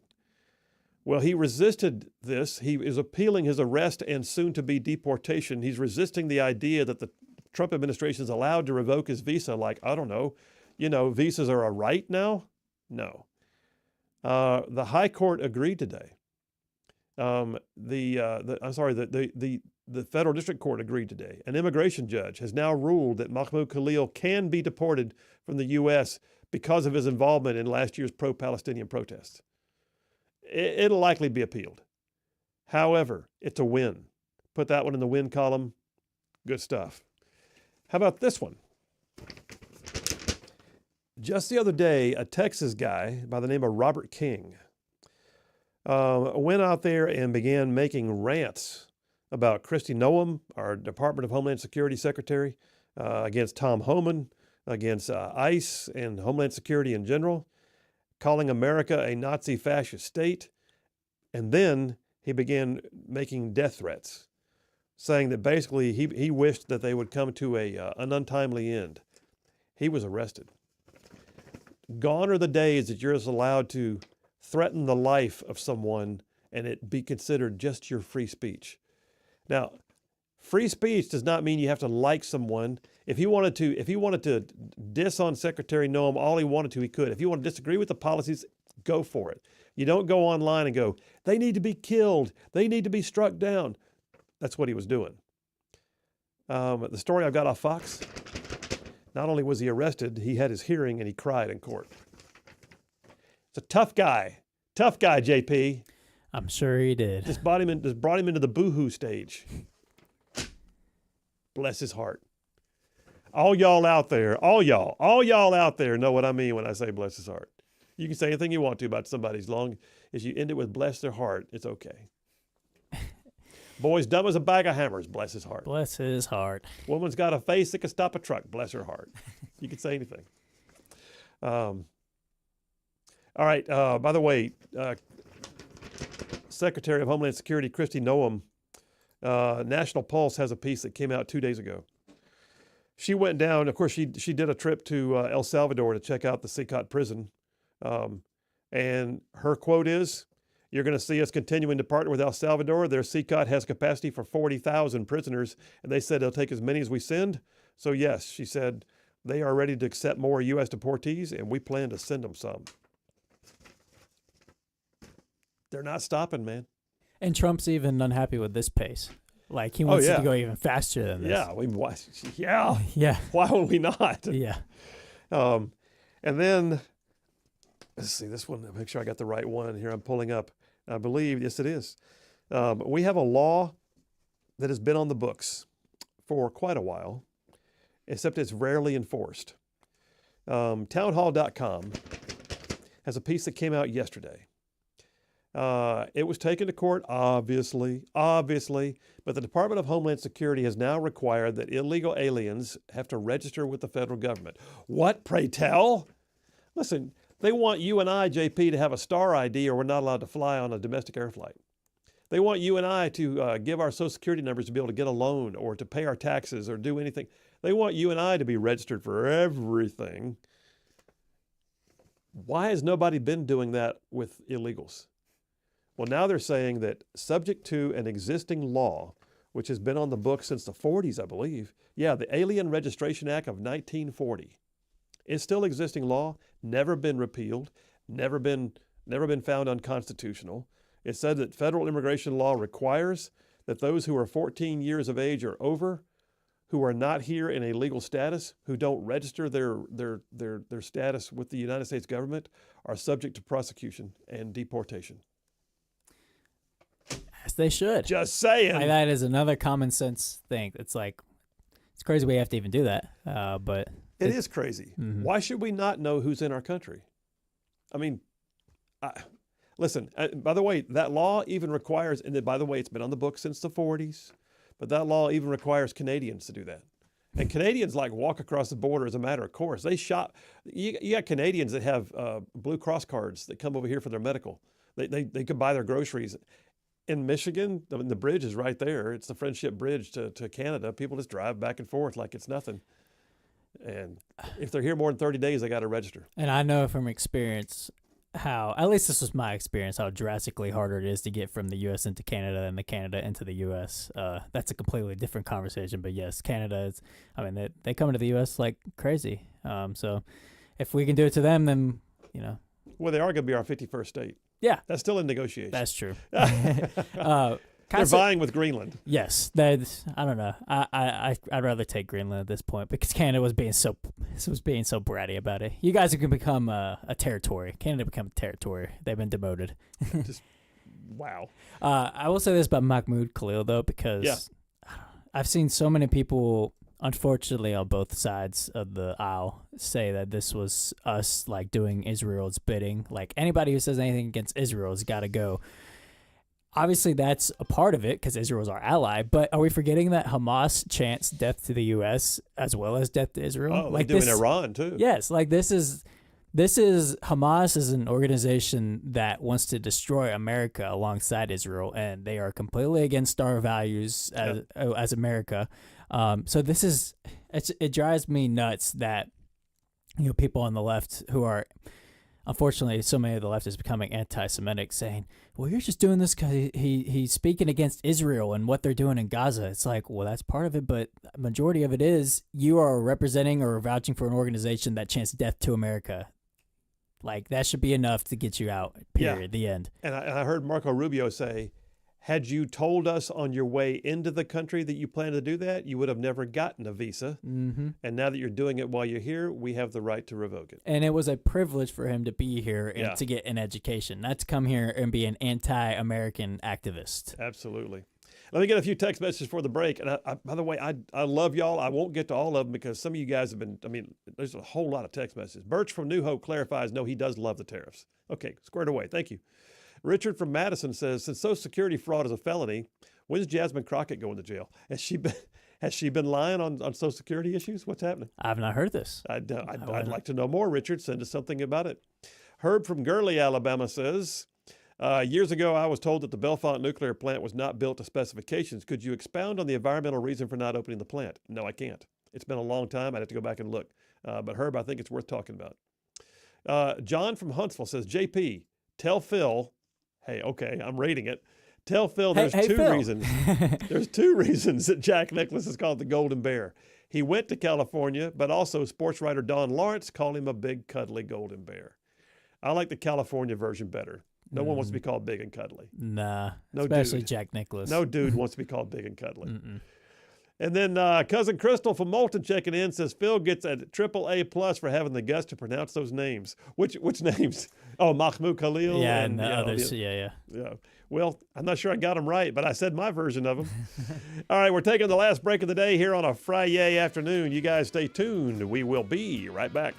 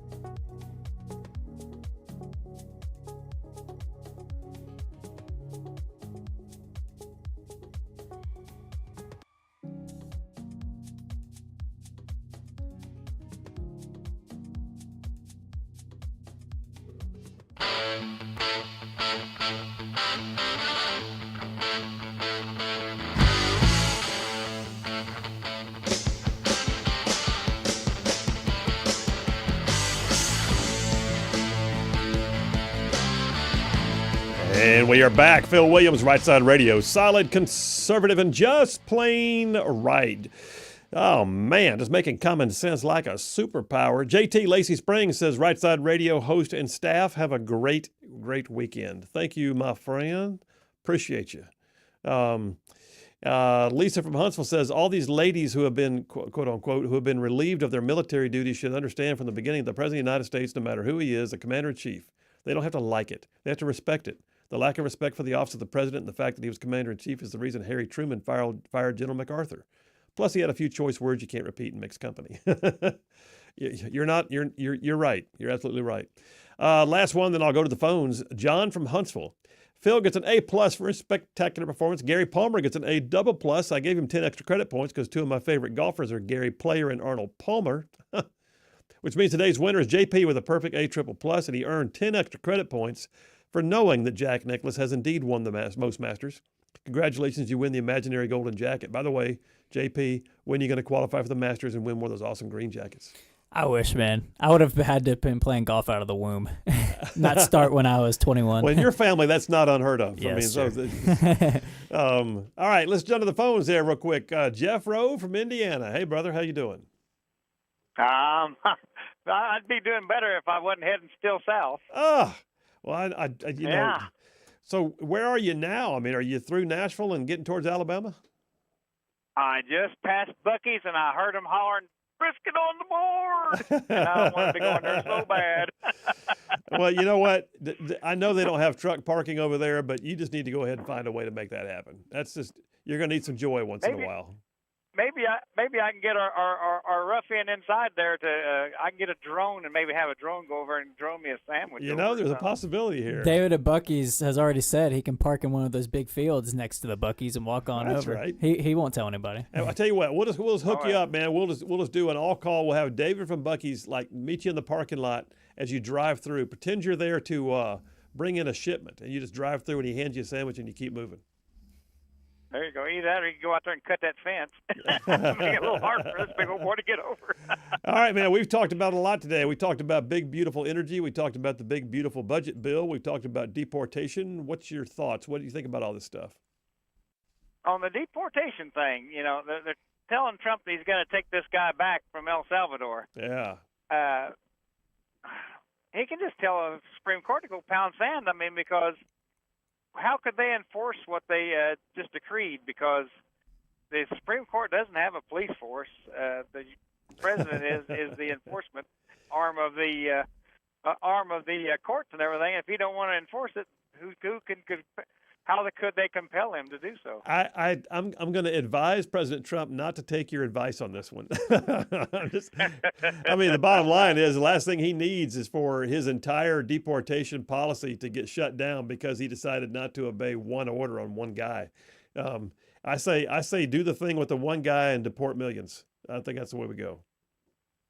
Yeah, I believe it. Like I say, it's just crazy. You know, I always thought that the president had jurisdiction over how our foreign policy is done and everything, but apparently not.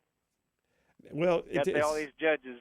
Yeah, the judges though are getting backhanded by the court, and I will say this: that was one thing that came out of that particular order. Was the judge the Supreme Court issued a granted in part, denied in part order. They granted that they have to find a way to bring him back here and give him his due process. They denied it in terms of it having to be done immediately. In other words, work out the best possible way. But then they kind of smacked the hand of the federal district court judge by saying, in essence, judges don't set foreign policy, and be careful about what you do. I got about 30 seconds, man. What else you think?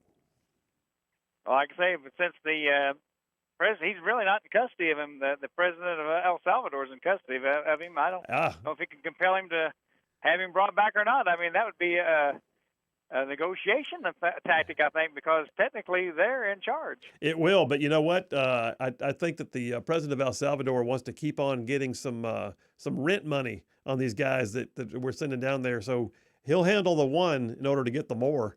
But got to go, brother. You be safe on the road. I hope your night doesn't take forever. You get down there, hook right up, and head back home. But be careful, okay? Well, I'm off Sunday, so that's one plus. Hey, by the way, Have we're a good one, rejoicing Phil. with you that the flood waters receded. That's good stuff. Glad of it. Yeah. As long, if I could just get me some more of them illegals up there to help me clean it up now before they get all started. Oh, get you a Bucky's barbecue. We'll see you, man. Have a great weekend. All right, you guys, listen, y'all are an amazing audience. Didn't even get to all the text messages because there's so many of them, but we appreciate you. Don't forget, we got a promo code on our merch store. Go check it out at rightsidemedia.org. In the meantime, there's more of us than there are of them. God is still on his throne. Y'all stay in the fight. We'll see you Monday.